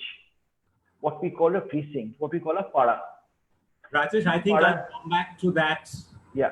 I'll come back to the involvement of the government, what you request later. Yeah, okay. So thank you so much for sharing the Zeds precinct experience with us. It's named after my daughter, so that's why the Zeds, in case you're wondering what it is. Pardon? My daughter. It's named after my daughters, which is why their initials are Z. So they're twins, so therefore it's the Zeds precinct. Oh, so that's why it's Zara's and Zoya's. Yeah. Right.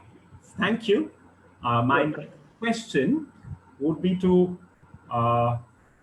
Bente. Dr. Wolff, are you there? Yes, I'm here. So now we've looked at two examples here, And if we think of them as, tourism-driven reuse and community-driven reuse as two alternative approaches, which is the approach which was recommended for Srirampur, or if there's a combination, how do you see Srirampur going ahead? There were a lot of hopes for tourism in Srirampur.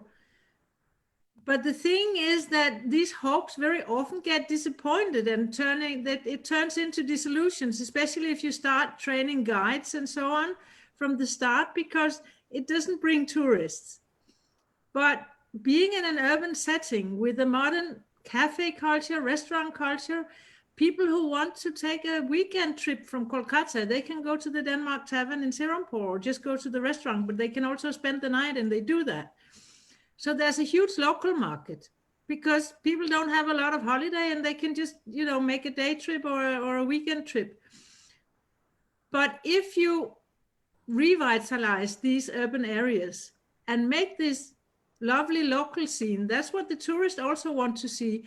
As Darshan sir mentioned before, using the local staff, that's part of the experience for the tourists.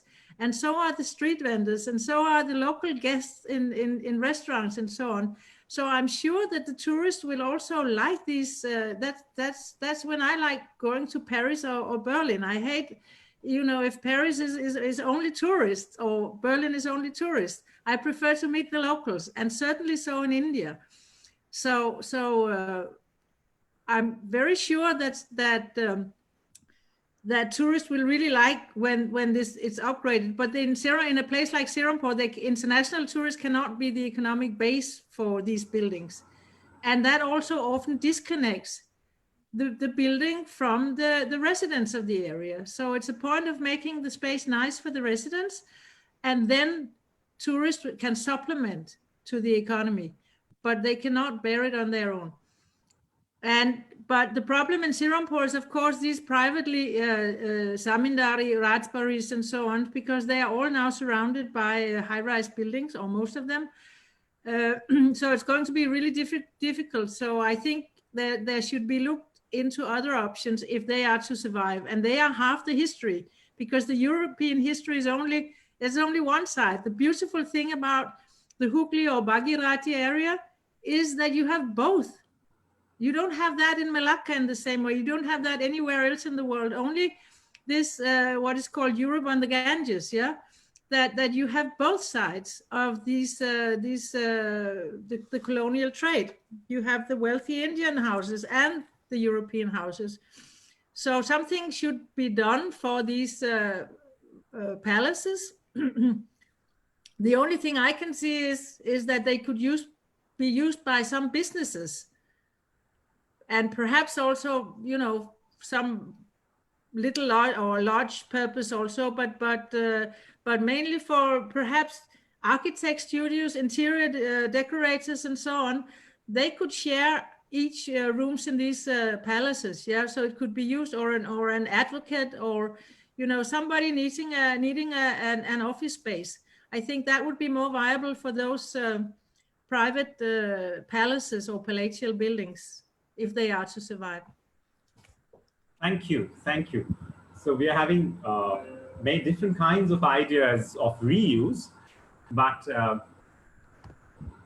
now I would like to take a look at some formal mechanisms, because still now we are talking of all the initiatives which are happening in the absence of existing robust formal mechanisms.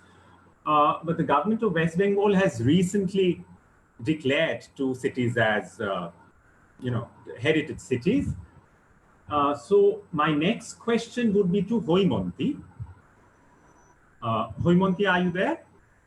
Could you? Yes. Yeah, yes, I'm here. Am I audible? Yes. Okay, Arjun. So, the proposals for Cooch Behar Heritage Town, as I understand, yes, try to address the issue of opportunity cost, which Donovan raised in the context of, development restrictions in the heritage zones. So could you please share the mechanism proposed to address this? And what were the challenges, if any? Sure. Thank you, Arjun.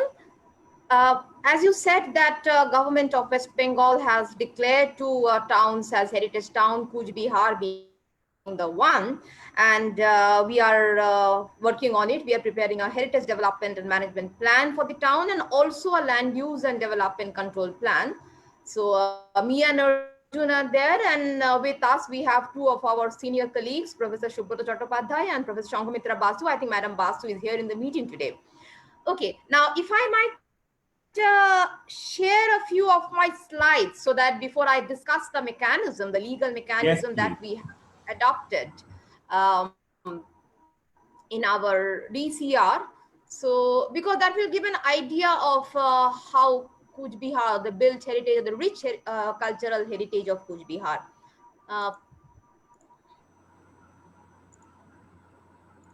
Just let me know if my slide is visible.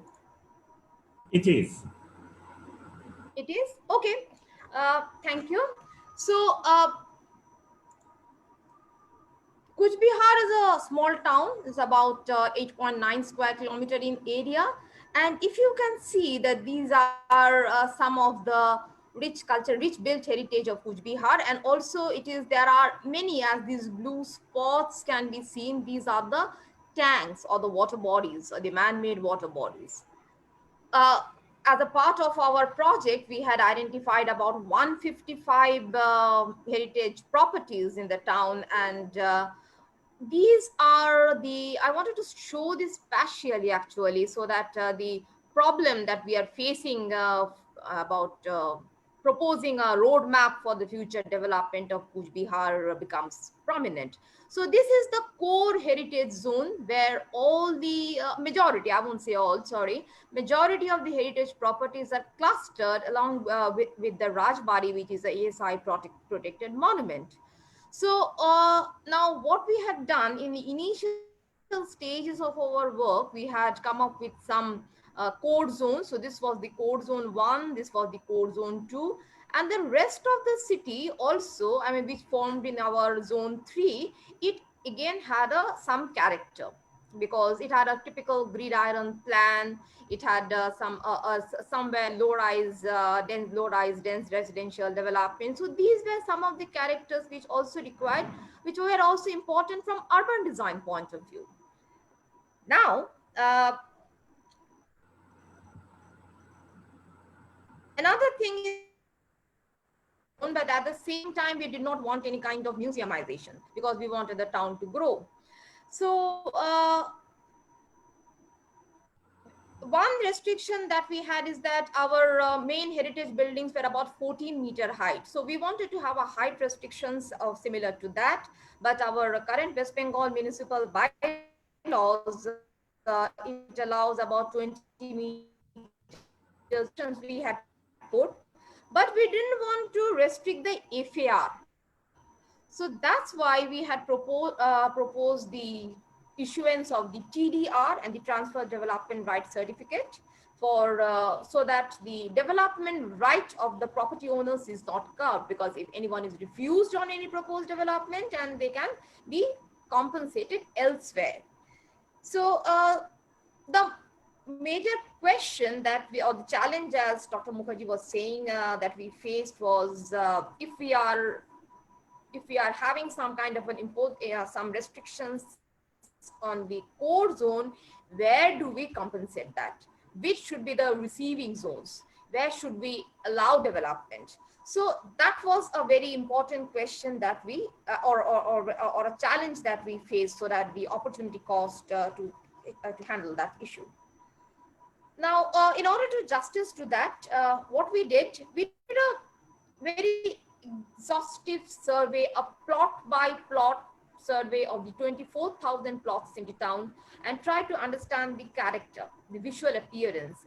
So we did a very exhaustive survey with the local boys helped us in the process, and what we surveyed the age of the building, wall finish, building height, ownership, roof material, roof type, and boundary wall. So these are some of the images that we had taken in the just outside the core zone, where we were seeing development was coming up. I mean, the changes were noticed. I mean, we were having multi-storied in the vicinity of the core zone, in the adjacent of the core zone, particularly in these zones we were seeing the development. If I might just show a few GIS generated image where we had, which we have generated for all the attributes that we had collected physically on ground, and we have after mapping this so that we can understand the zones where there is potential for development. So that was our main purpose of this very exhaustive survey where we had come up with this.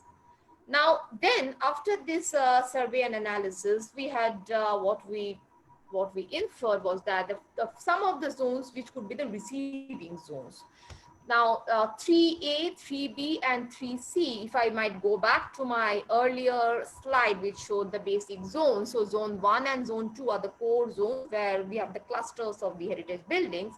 So, and leaving out the 3C1 and 3C2, which act as a buffer or a transition zone between the heritage zone and the zone of potential development, which were the 3B1 and the 3B2, which we had identified for, as receiving zones. Now, the legal part of it, as I told earlier, that we not only are doing the heritage development and management plan, but we are also doing the LUDCP. So within the LUDCP, that is the development control regulation part, we have included this DCR. Additionally, we have also been given the task of the Act amendments, some of the necessary Act amendments of West Bengal, where we can propose a few additions and insertions of clauses to make this more feasible.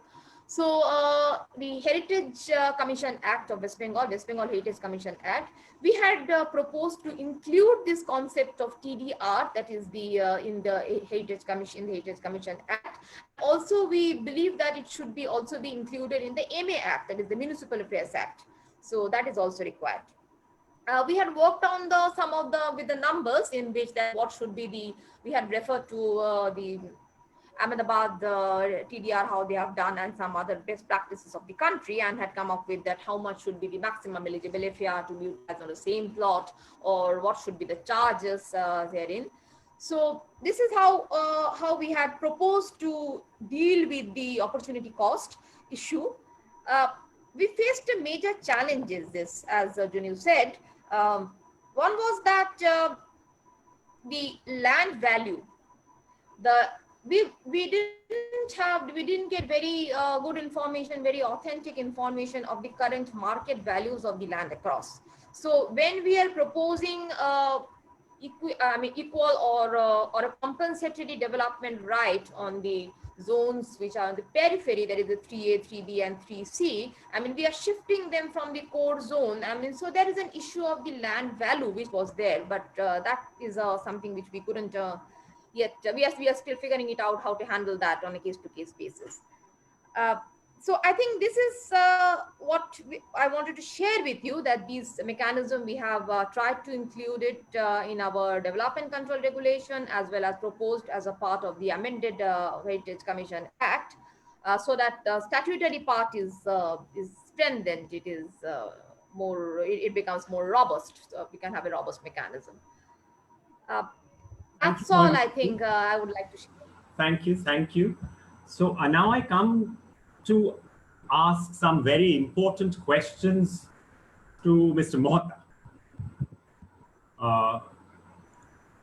So you see, development control regulations for historic areas and precincts like the one being proposed for Kuch Bihar, and probably later on even for Calcutta, they would carry these associated opportunity costs, in terms of opportunities missed related to redeveloping heritage properties and getting maximum possible returns. The thing to be noted is, if it is addressed for heritage precincts and areas, even some properties that are not of heritage value themselves, but whose development may impact the heritage character of the area, would also be affected by these development control rules. So in this context, what kind of relaxation, incentive, or compensation would the developers fraternity of West Bengal welcome? And since we are talking of TDR, Do you think TDR really works? Sir, you need to unmute yourself. I'll answer your last question first, that is TDR.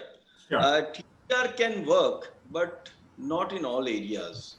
You see, unfortunately, in West Bengal, we have historically very high FAR. In most of the areas, the FAR is between 2 to 3, and somewhere it is more than that in municipal areas. So to consume that much of FAR itself is a Herculean task, because the plot sizes in city areas are very small. It is easy to consume larger FAR if the plot size is big. Say if it is 3 acre, 4 acre, then you can use high FSI or FAR. But most of the city areas, the plot sizes are starting from 5 kattha to 25 kattha or 30 kattha. So it becomes really difficult. But nonetheless, in some cases, it can be done. Now, coming back to the other questions, that neighborhood, the loss to the neighborhood, if a particular Rajbari is there in a particular, say, lane or a road, and we will definitely be having opportunities if we redevelop that Rajbari, or I mean restore that Rajbari, not redevelopment. I mean to say restore that Rajbari or some good palace. What about neighborhood? So the whole idea is that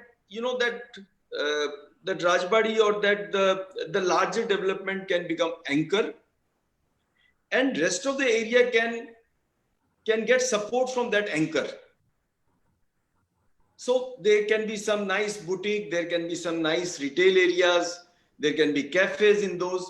We will require some development restrictions in that particular zone. Say, for example, in North Calcutta, we have some beautiful old Jamindar baris and all.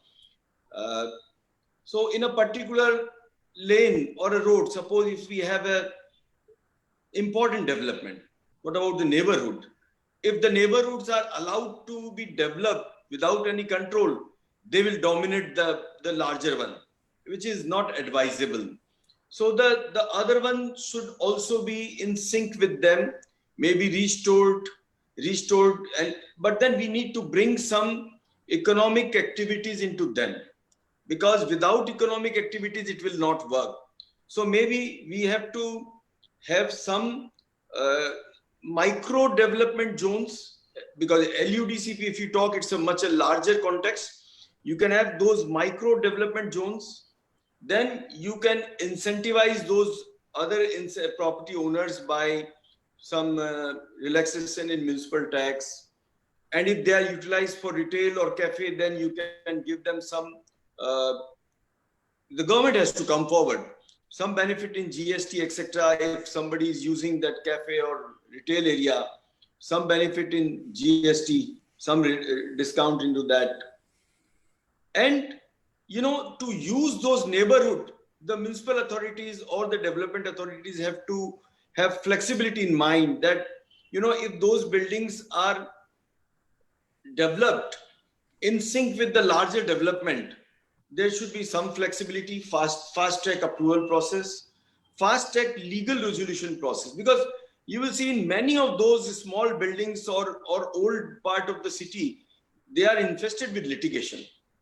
There are some tenants, there are some joint family properties. So we need to find a solution to mitigate those also. Then some of the owners are also having a financial problem. So it needs a little bit holistic approach towards that. As I said, that micro development plan for each of the zone, which are important. And lastly, I would like to say that we need to identify which are the zones are important. We just cannot go blindly that, wherever there is, in all the areas of cities, say, some people say that, okay, somebody has developed one building in South Calcutta, fine. But you cannot have the entire South Calcutta like that. It's not practically possible. Because we have limited resources, our socio-economic conditions are not as robust as European countries or cities have. So we need to take a call that which are our priorities. That was my view. Thank you. Thank you. Thank you so much. I would now like to go to Donovan. Sushil raised points about economic benefits, non-economic benefits for the neighborhood, actually, though we've been mostly talking about economic costs and benefits. But to make sense of this bigger picture of non-economic benefits, would you tell us ways of translating these in objective terms, maybe how to assign some monetary values to these benefits if possible? A great question and a great challenge. In fact, I'm glad you raised it now because we're currently working with the city of Calgary, Alberta in Canada. And what they have asked is for their heritage resources to be valued on the triple bottom line basis. And most of all of you are familiar with the concept of the triple bottom line, that is measuring profit like corporations do, but also what is the environmental contribution, return, and what is the social or human return. And it's a challenge. And it's a challenge because of these two concepts of quantification and monetization. Well, with the economic things, it's really one and the same, that we get a return of X number of rupees. And so the number, the quantification and the monetization are one and the same. With environmental side of things, many of the environmental measures, it's relatively easy to quantify. That is things like in things, for example, we're using in Calgary is the embodied energy in existing buildings. That's quantifiable. That the tons of materials that goes into a landfill when a building is raised are quantifiable. So you have the first step, quantifiable, and then you have to figure out ways to monetize that so that X tons of material into the landfill is worth Y or cost Y Canadian dollars or whatever. And then you get to the social side. And both the quantification and the monetization are extremely difficult and haven't been done many places. Now, there has been an approach that has been used. There's a great economist in Australia, David Throsby, who's done work in India and around the world, and has kind of, for the heritage resources and mostly for the World Bank, used a process called the willingness to pay measure. And that all of these wonderful examples, I just thrilled to have learned what's happening from these wonderful presentations and commentary. But that there is a value to the community, and clearly it's a prima facie a value to the community. So how do you turn that into a rupees or euros or yen or whatever? And so this willingness to pay is a survey-based approach that goes into random populations and says, how much would be willing to pay, willing to give for the restoration of the souks in Fez, Morocco? And somebody will say, that's not mine, I'm willing to pay nothing. And somebody else will say, well, I'd pay 2 euros or whatever. But then using that survey basis, then you can expand that demographically and say, well, to the community, it is worth X. Now, I have to say I have some skepticism because it's much easier to say I'd give $3 than to actually give $3. And so the numbers themselves are kind of, worth some skepticism. But at least it's an approach to get relative values to the community, because those respondents are expressing their value in having that, and they're not collecting any rents. They don't own the property. They might not even be visiting, but it has a value to them. And at least that's one way to get a proxy, at least a starting point for assets that clearly have value, but that value is not traded in the marketplace. The associative value or the cultural value, even the aesthetic value, isn't something for which there's buyers and sellers. So you have to find an alternative way, and at least that's a proxy measure to start this done. A challenging question, but challenging and difficult don't mean impossible. Thank you so much. Now, I do have another question, a common question, which is about way forward to all the panelists. But before we go to that, I think I'd like to conclude with that and take some audience questions now. I have one question for Donovan, which is from Monish Chakraborty. Who's a friend of mine, by the way. Oh, okay. He actually, there are two questions. There are two parts to the question. The first one is, are there any special loans as incentives for projects from private banks that would be the present going rate of private banks, and what would be the present going rate of interest for heritage projects in the US? Well, yes, there sometimes are. And we have a program in the US called Main Street that is center city revitalization in the context of using their heritage buildings. Now, again, when we say heritage buildings, it's almost embarrassing relative to the, centuries old buildings that you have in India, but we have what we have. Oftentimes, a part of the package that Main Street programs put together is to go to all of the local banks and assemble a low interest loan pool that will make loans at below the market rate to projects in the area. And again, it's just part of the kind of social banks sign on it's kind of their social responsibility. The loans need to still be underwritten and make sure there's a way to get the loan paid back. But often the loans, and often those will be a percentage or a percentage and a half lower than the market rate. Okay. The trouble is where we have situations like today, where interest rates are really at historic lows. You can borrow from a bank at low interest rates with no special program. So the incremental benefit of a low interest loan pool is much less than in higher interest rate situations. The second part of the question, without a kind of specially focused loan, what could you borrow money for a heritage a project in the US? Well, it will compete with other real estate, and bankers will judge that based on the loan, the strength of the borrower, the project, their appraisals, kind of their whole underwriting criteria. But you could probably, if you were a good borrower with a good project, you could probably borrow money today at 6%, 6.5%, maybe 5.5%. Now, I say that in the longer term.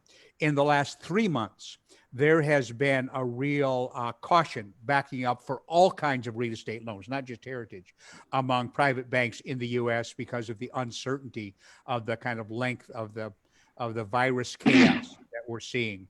But in general terms, a historic preservation project will have a competitive rate to a new construction if the projections, if the strength of the borrower, if the appraisal of the property are similar. Thank you. I have a question for Darshan. It's a quick question which says, what is the flooring material of the Nahabat Khana? So all of this is obviously marble that you could see in the pictures. So one of the biggest challenge with us was the flooring of Nahabat Khana, because this was used as a storage space before. So the rats and the snakes had made enough of a home for themselves. So at the beginning of the project, we first had to fix the flooring, and after which we sort of laid on the old marbles of the house were cut into pieces and laid over there. So all of that is marble. Right. Is that? Is part of it original marble, or is it all new? That's correct. That's correct. So in a lot of our spaces, what happened in the past was, while we would get this call over a monsoon that this wall has caved down or the ceiling is about to fall off. So over a period of time, a lot of marble was maybe over a period of 40, 50 years, were all very nicely stacked up, and which is a very common practice in sort of old houses in the region. So all of that was then put back to use. Okay, thank you. In particular in Nahabat Khana, yes. A question for Mr. Mohta. With respect to TDR, do we need to be careful about who benefits from the, the DRC, the owner or the built form? because the owner can encash the DRC only once and eventually may sell the property. So what happens to the continued maintenance once again? What is your opinion as a developer? And this question is from Bombay, Kirtidaunwala, who was there with us the day before. Sir, you have to unmute yourself. Oh, you mean to say the maintenance of the property for which the TDR has been allowed? There has to be a business model for that particular property. You know, I think most of these property has to be some kind of tourism oriented, or maybe some offices or retail or museum. So, you know, that whatever is left must be self-sustaining. Without that, it doesn't work. And there can be a mechanism, the money which is received by the owner, you know, he can be asked to make a trust, put that money in the trust, and that money can be utilized for maintenance, part of the money, if not full, for the maintenance of the heritage property. Right. I have another question for Donovan. This is from Shangomitra Basu. So she asks, if we bring in economic activities in residential areas, what happens to increased infrastructure demand, safety, and also the use may undergo change, residential to commercial, causing gentrification? How to take care of this? Well, of course, it's a complex and challenging issue that's being faced all over the world. But let me kind of disaggregate the pieces there. And first, and again, I don't know the taxing system in India, but in the North America and much of Europe, local governments are highly dependent on property taxes, and property taxes are based on the value of the properties. So if your property is worth $1 million and mine is worth $500,000, you're going to be paying twice as much in property taxes. And as values go up, property taxes go up. So, and that's then a way to address infrastructure needs. In that, as the value of the properties, and let's just call it a revitalization area, as this economic success increases, the value of those properties are going to go up. Therefore, the property taxes are going to go up. So that gives a revenue stream to put in the new water line or sewer line or parking garage or whatever is needed on the infrastructure side. So a revitalization program can be structured so things like the public costs of things like infrastructure, but also public spaces and sidewalks and others, in fact, can almost be self-funding through the increase in property values. Now, on the gentrification side, it is a challenge. And a challenge everywhere. But I do want to make, again, a kind of distinction of terms because often, at least in the US, they're used as synonyms, and at least here they are not. And those are the terms displacement and gentrification. So displacement is people are actually being priced out. Gentrification is when a kind of new group and usually better educated and better paid move in. Now, sometimes those are one and the same events. Sometimes they are not. And I don't know how many places in India there are where there is a low density of people, where lots of people have moved out, where there's lots of vacancy. Maybe there aren't many places in India like that, but there are in the US. And so oftentimes the areas are being gentrified, that is new people with more money coming in, but it's not a displacement issue because there's nobody there that they're displacing. So you need to make that mistake. Having said that, in the end, heritage conservation needs to be about people, not about buildings. And I love the comment earlier that was recognition that it was this intangible heritage that was really going to be the driver for economic success. I love that concept. And so we really, if we're doing a comprehensive revitalization strategy, we really need to say, who are the human beings here and what are their skills and attributes and cultures and whatever that in fact can be incorporated as part of this as opposed to a displacement. So it needs to be a formal strategy at the beginning of the process, how we have physical change without chasing out everybody. It's not easy, but not easy doesn't mean not possible. And it really needs to be a strategy from the beginning. Thank you. The next question is for Haimanti from Aditi Rai. She asks, have you considered an evaluation of the benefits of TDR received by an owner and whether it is sufficient for the preservation of their structure? Also, how much time is needed to award DRC and what are the documents which need to be submitted? Could you repeat the question? Last part, yes. I didn't hear. The documents required for... Last part, I'll just break it into two questions. The last part goes as how much time is needed to award DRC and what are the documents which are needed to be submitted? Okay. The documents which are required to be submitted for the DRC, that are the standard ones which will be required by the municipality. That the valuation and the other the total FAR that it is the particular property can get. But so that will depend upon the property itself. And what probably the valuation, as you are saying, that are you talking of the valuation of the particular property, of the heritage property? I mean, that is the benefit which the owner gets? That was the previous question. The previous question goes, have you considered an evaluation of the benefits of the TDR received by the owner and whether it is sufficient for the preservation of their structure? If I may intervene, I think there's a misconception here. The TDR is to compensate for the opportunity cost and it is not for maintenance of the structure, right? Yeah, this is basically what we have visualized TDR as, is to compensate for the lost FAR. I mean, the development restrictions that we are imposing on the particular heritage zone. And as a result, if someone is not getting the not being able to consume the FAR, that FAR he is getting somewhere else. So this is not related to the maintenance or upkeeping of the property in the core zone. Thank you. So that's different.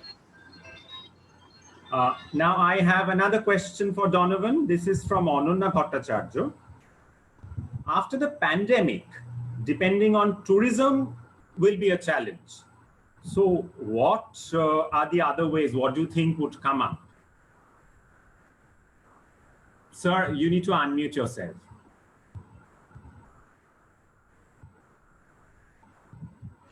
Yeah, sometimes when I can't be heard is a better answer than when I can be heard. So, one of the comments that I heard earlier that I just can't reinforce enough is this issue about looking for ways beyond just tourism for support of a heritage-based economy. I'm not a tourism expert at all, but I was once on a panel with a guy who was, and he said a sentence that has just stuck in my head for 2 decades. And it was this: if you do it for the locals, the tourists will come. If you do it for the tourists, only the tourists will come. And I just think that's such a simple but straightforward and really germane thing, both in general, even in normal times, and in the pandemic. We really need to look for alternatives. And I think that one of the lessons we learned worldwide in the pandemic is that local economies, exclusively or primarily based on tourism, are extraordinarily vulnerable. And And I don't care how strong your tourism market, you need to look for ways to diversify that.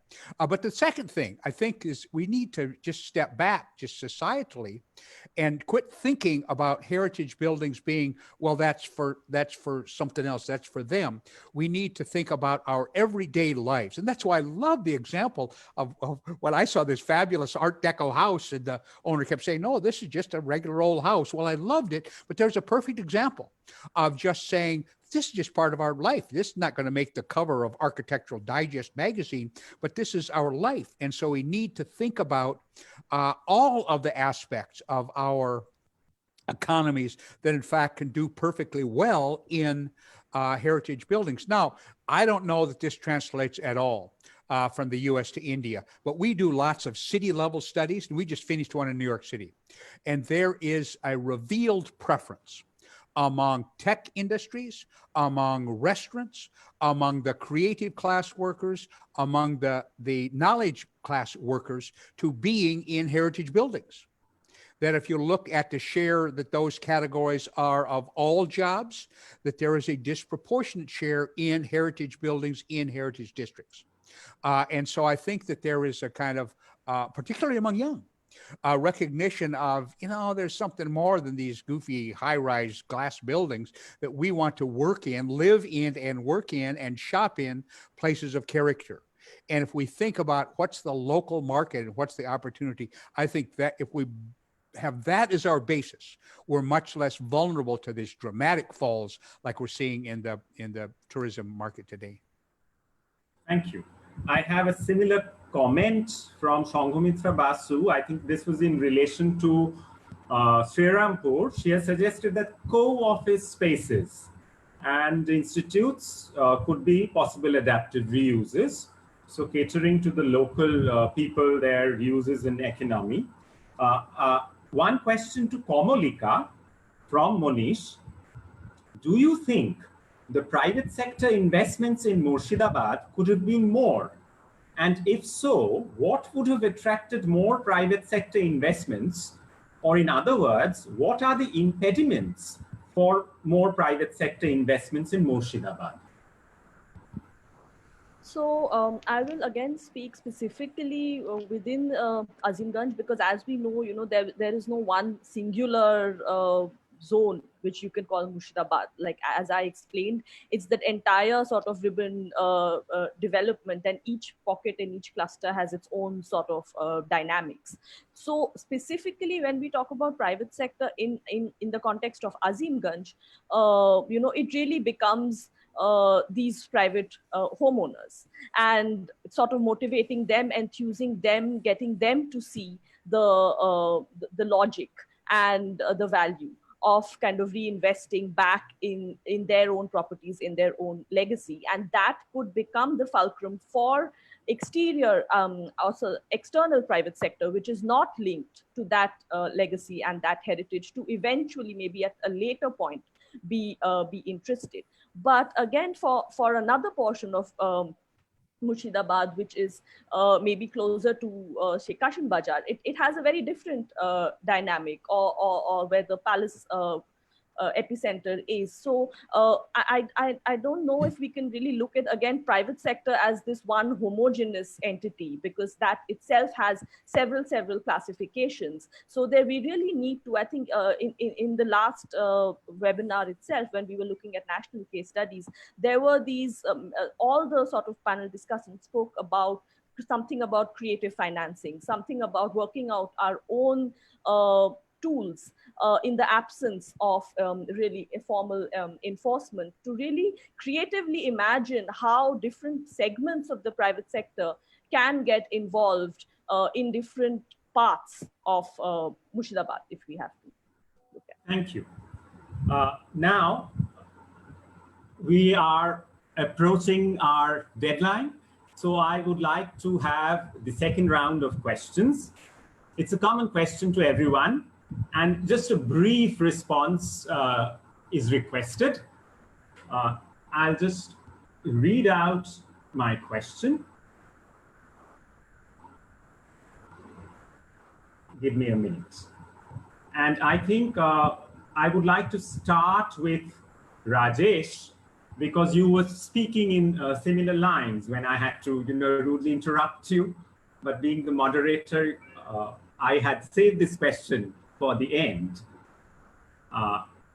The question is, what, in your opinion, would be the one key reform that the government of West Bengal should immediately consider to ensure economically viable conservation of historic precincts and areas?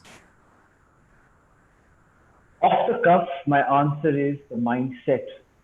The mindset of the government of recognizing heritage as something of value that can bring it value. And the spin-offs, I mean, there's so much that can bring, starting from tourism, from work. My little restoration from one part-time maid, who was the part-time employment of one maid, has now given employment to 10 people.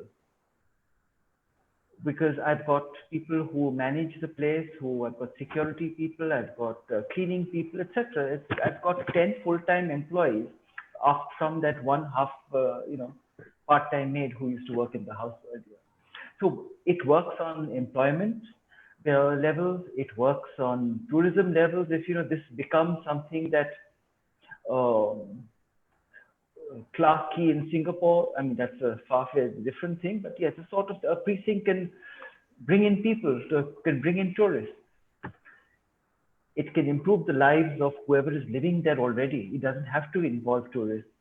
But the mindset of the government to help a homeowner who's facing difficulty to be able to preserve their old property, that is the mindset which needs to come in first. I think that is the most important reform that the government should look at. Thank you. Dr. Wolff, what would you like to say regarding this? Well, first I'd like to say that the municipality has a lot of formal power in these matters, but they don't have any actual matters, any actual powers, which means that this is this is a market with a lot of big money in it, with this real estate development, and the municipality has no real authority to control it. So more powers to the top, more formal powers to the top. Also in Serampore, I know there's this problem of gentrification, but it's happening anyway in a place like Serampore. Gentrification is happening with these new people moving into the flats. So for the people living there on a small scale economy already, for them, and they say that the best chance for them is actually heritage restoration, because then you keep the areas open. And they feel physically and economically squeezed out of the area already. So by restoring these buildings, there's also some viable economy for them. They can stay there, but price levels are going up anyway. So gentrification has happened. It's a matter of concrete or heritage gentrification, you could say. But the people moving into the new flats, they also say that they chose Serampore because of this restoration project and this little historical core. Finally, I'd just like to restate this point about having local companies working in these old palaces, because then it also saves people from commuting and reducing traffic. Thank you. Haimanti, what would be your response to this? One key reform by the government of West Bengal? Hello? Yes. Yeah, maybe just two things I would like to highlight on. One is the if we can have something like the historic tax credit, as Detroit has. I think it has been very successful in Detroit. If we could have something like that, because in my last visit to Detroit, I saw that it has really worked wonder. And another thing could be heritage fund. If we can have something like a heritage fund, which would be a separate fund which may be created, which would be at the disposal at the urban local body level, which can help in the disbursement for the advice of the Heritage Conservation Committee. So these two things I would like to put forward. Thank you. Kamalika? So I feel that we need to give more agency. So I won't directly start with an economic reform, but look at two existing sort of agencies that exist within our formal structure right now. One is the West Bengal Heritage Commission, and the other is the Calcutta Heritage Committee itself.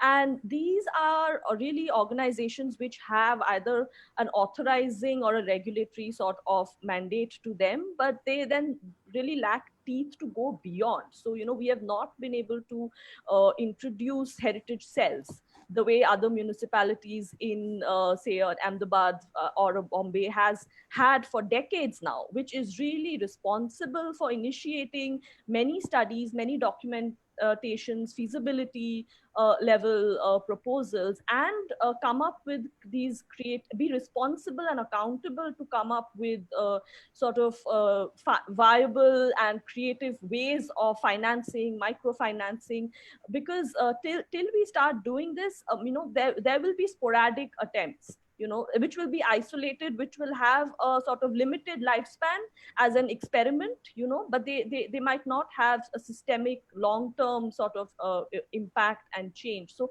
I think it's important without randomly introducing ad hoc economic reforms, to really start at the foundation with what we have and make them more powerful, employ architects, economics, people who really can make that difference in a formal way as within a heritage cell, to then look at because what applies to Calcutta will not apply to a smaller Mufassil town or rural area. So we need to work in tandem.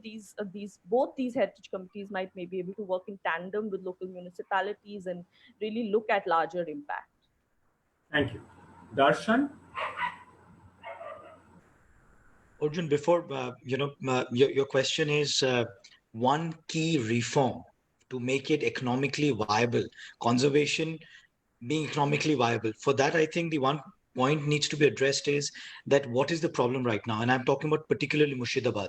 The problem is joint ownerships of properties, where maybe people still want to do something, but my other brother or someone else in the family is not allowing me to do it. That's a very real problem in Bengal and in Murshidabad particularly. So I think there has to be one, and when you use the word one, I'll take the liberty of using the word comprehensive and complete policy, wherein you have to create these wanters by way of helping them resolve these problems. I believe in certain European countries, you have laws where co-owners can actually force the other one to sell for certain reasons. So if you have something where you create these enablers, and the second aspect of it is to enable them, because a lot of people who would want it, who would have the funds, wouldn't know who to go to.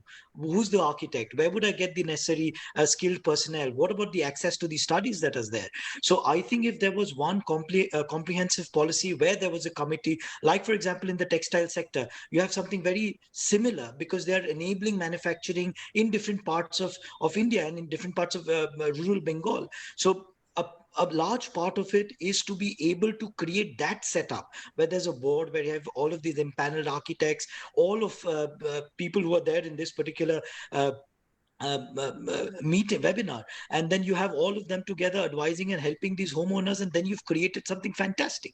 And one last point over here is also somewhere when we talk about financial funds and access to funds and incentives and all of that, like in the textile sector, you have for every investment you're making in, say, setting up a small manufacturing facility in Murshidabad, the government gives you free electricity, the government gives you incentives on loans that you're taking. Why can't similar things be done in the heritage space? And I think that comprehensive look would change the game for heritage, at least in Bengal.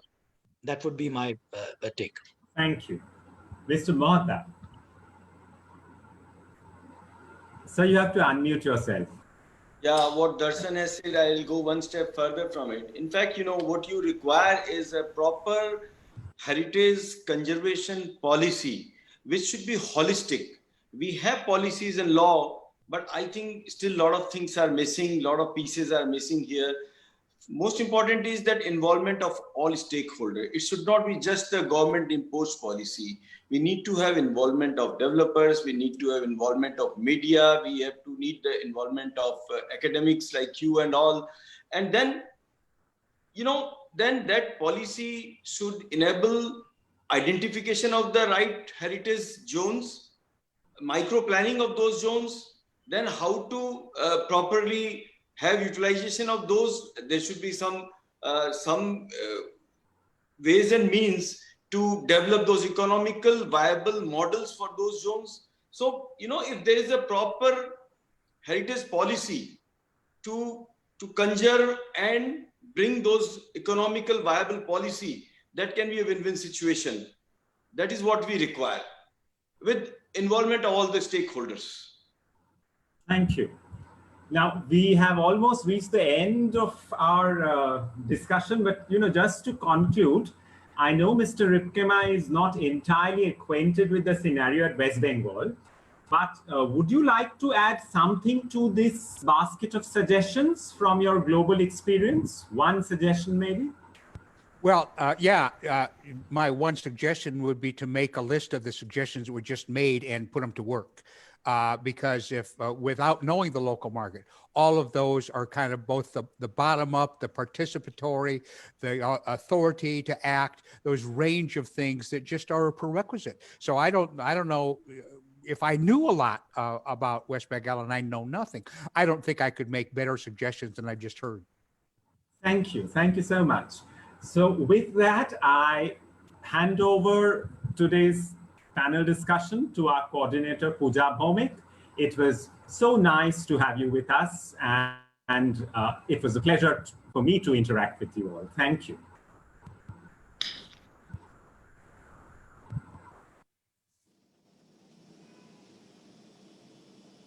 Thank you, Dr. Mukerji, and the eminent speakers who joined us today. As we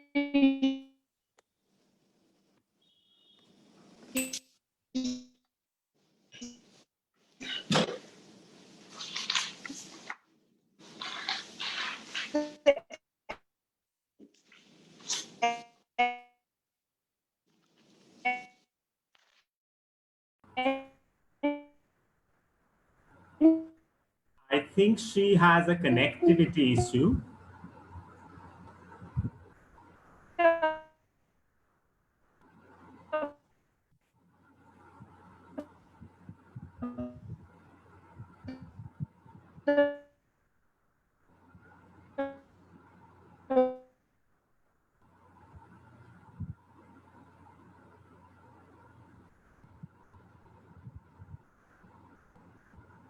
Puja, if you can hear me, we are not getting any audio from your end. And it was, she wanted to summarize the entire session today. We would have loved to hear from her. Could you type in the chat box, what is the situation at your end?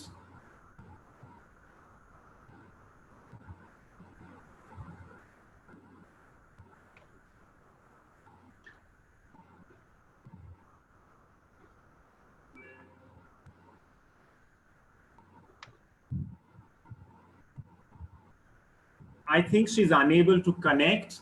So I would request Ananya Bhattacharya to present the vote of thanks for today.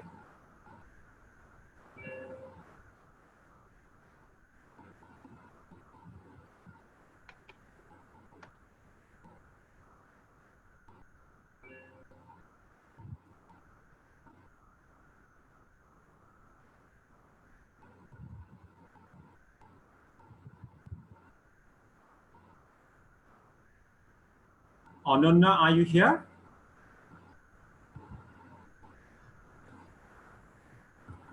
She has lost the connection. Yes. Oh. Please bear with us for a minute.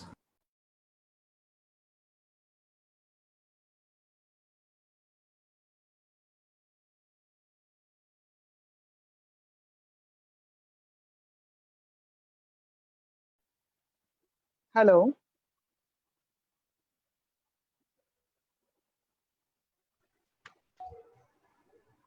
Hello. We are Puja, having a lot please of continue. connectivity issues. Puja, are you with us? Yes, I am now connected. I got disconnected. Would you like to summarize, or should we go ahead with the vote of thanks? My goodness. I think so. We can go ahead. It's already 7:36.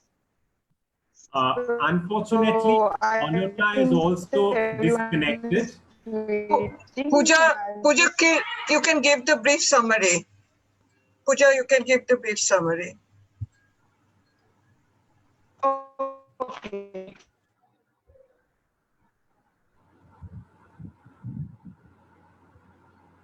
Okay, I'll go ahead. I don't think we are getting her audio. So as I was continuing,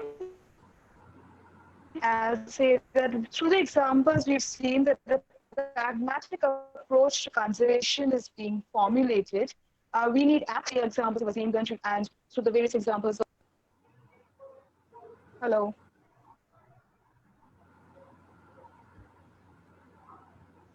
Hello. Hello, am I now audible? Yes. Okay, I think so the net is disturbing a lot today. Maybe I'll just put in a very compact into one sentence now. Through the various examples of individual renovations taken up by restoration works taken up by the owners who have more than just revenue. They've actually realized a not, but also as that if you do it for the local, tourism reiterated throughout the entire webinar on day 1 and day 2. So this brings us to a great realization that involving the community as well as the local authorities is a very important element. And only that can lead to a visible rejuvenation program in all possible forms. If Mrs. Bhattacharya is joining, is she with us? Then She is not there. She has asked me to present the vote of thanks. thanks. So Yes, she I has. thank, first of all the speakers, all the discussants who have joined us today, sharing their very important views, and I hope it will take West Bengal, which is our focus, forward, and it will also indicate ways for ICOMOS to go ahead with appropriate programs. I also thank the audience, both here and at Facebook, for participating. There were many questions. I could select only a few for the discussion session, but thank you for being with us.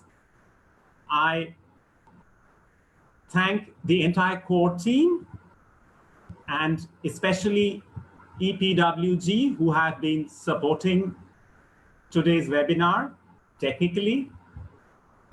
And before we say goodbye, let me announce that we also have the concluding session of this webinar series with the last theme focusing on intangible heritage community participation, as also disaster and resilience. We will announce the actual dates shortly, and that will be all for today. Thank you. Thank you. Thank you, Arjun, and everybody else. Thank you. Thank Good evening, good day. Good day. Thank you, Puja. Bye-bye. Thank you, Arjun. Bye. Bye. Bye. Thank you, Akmas. Joining us.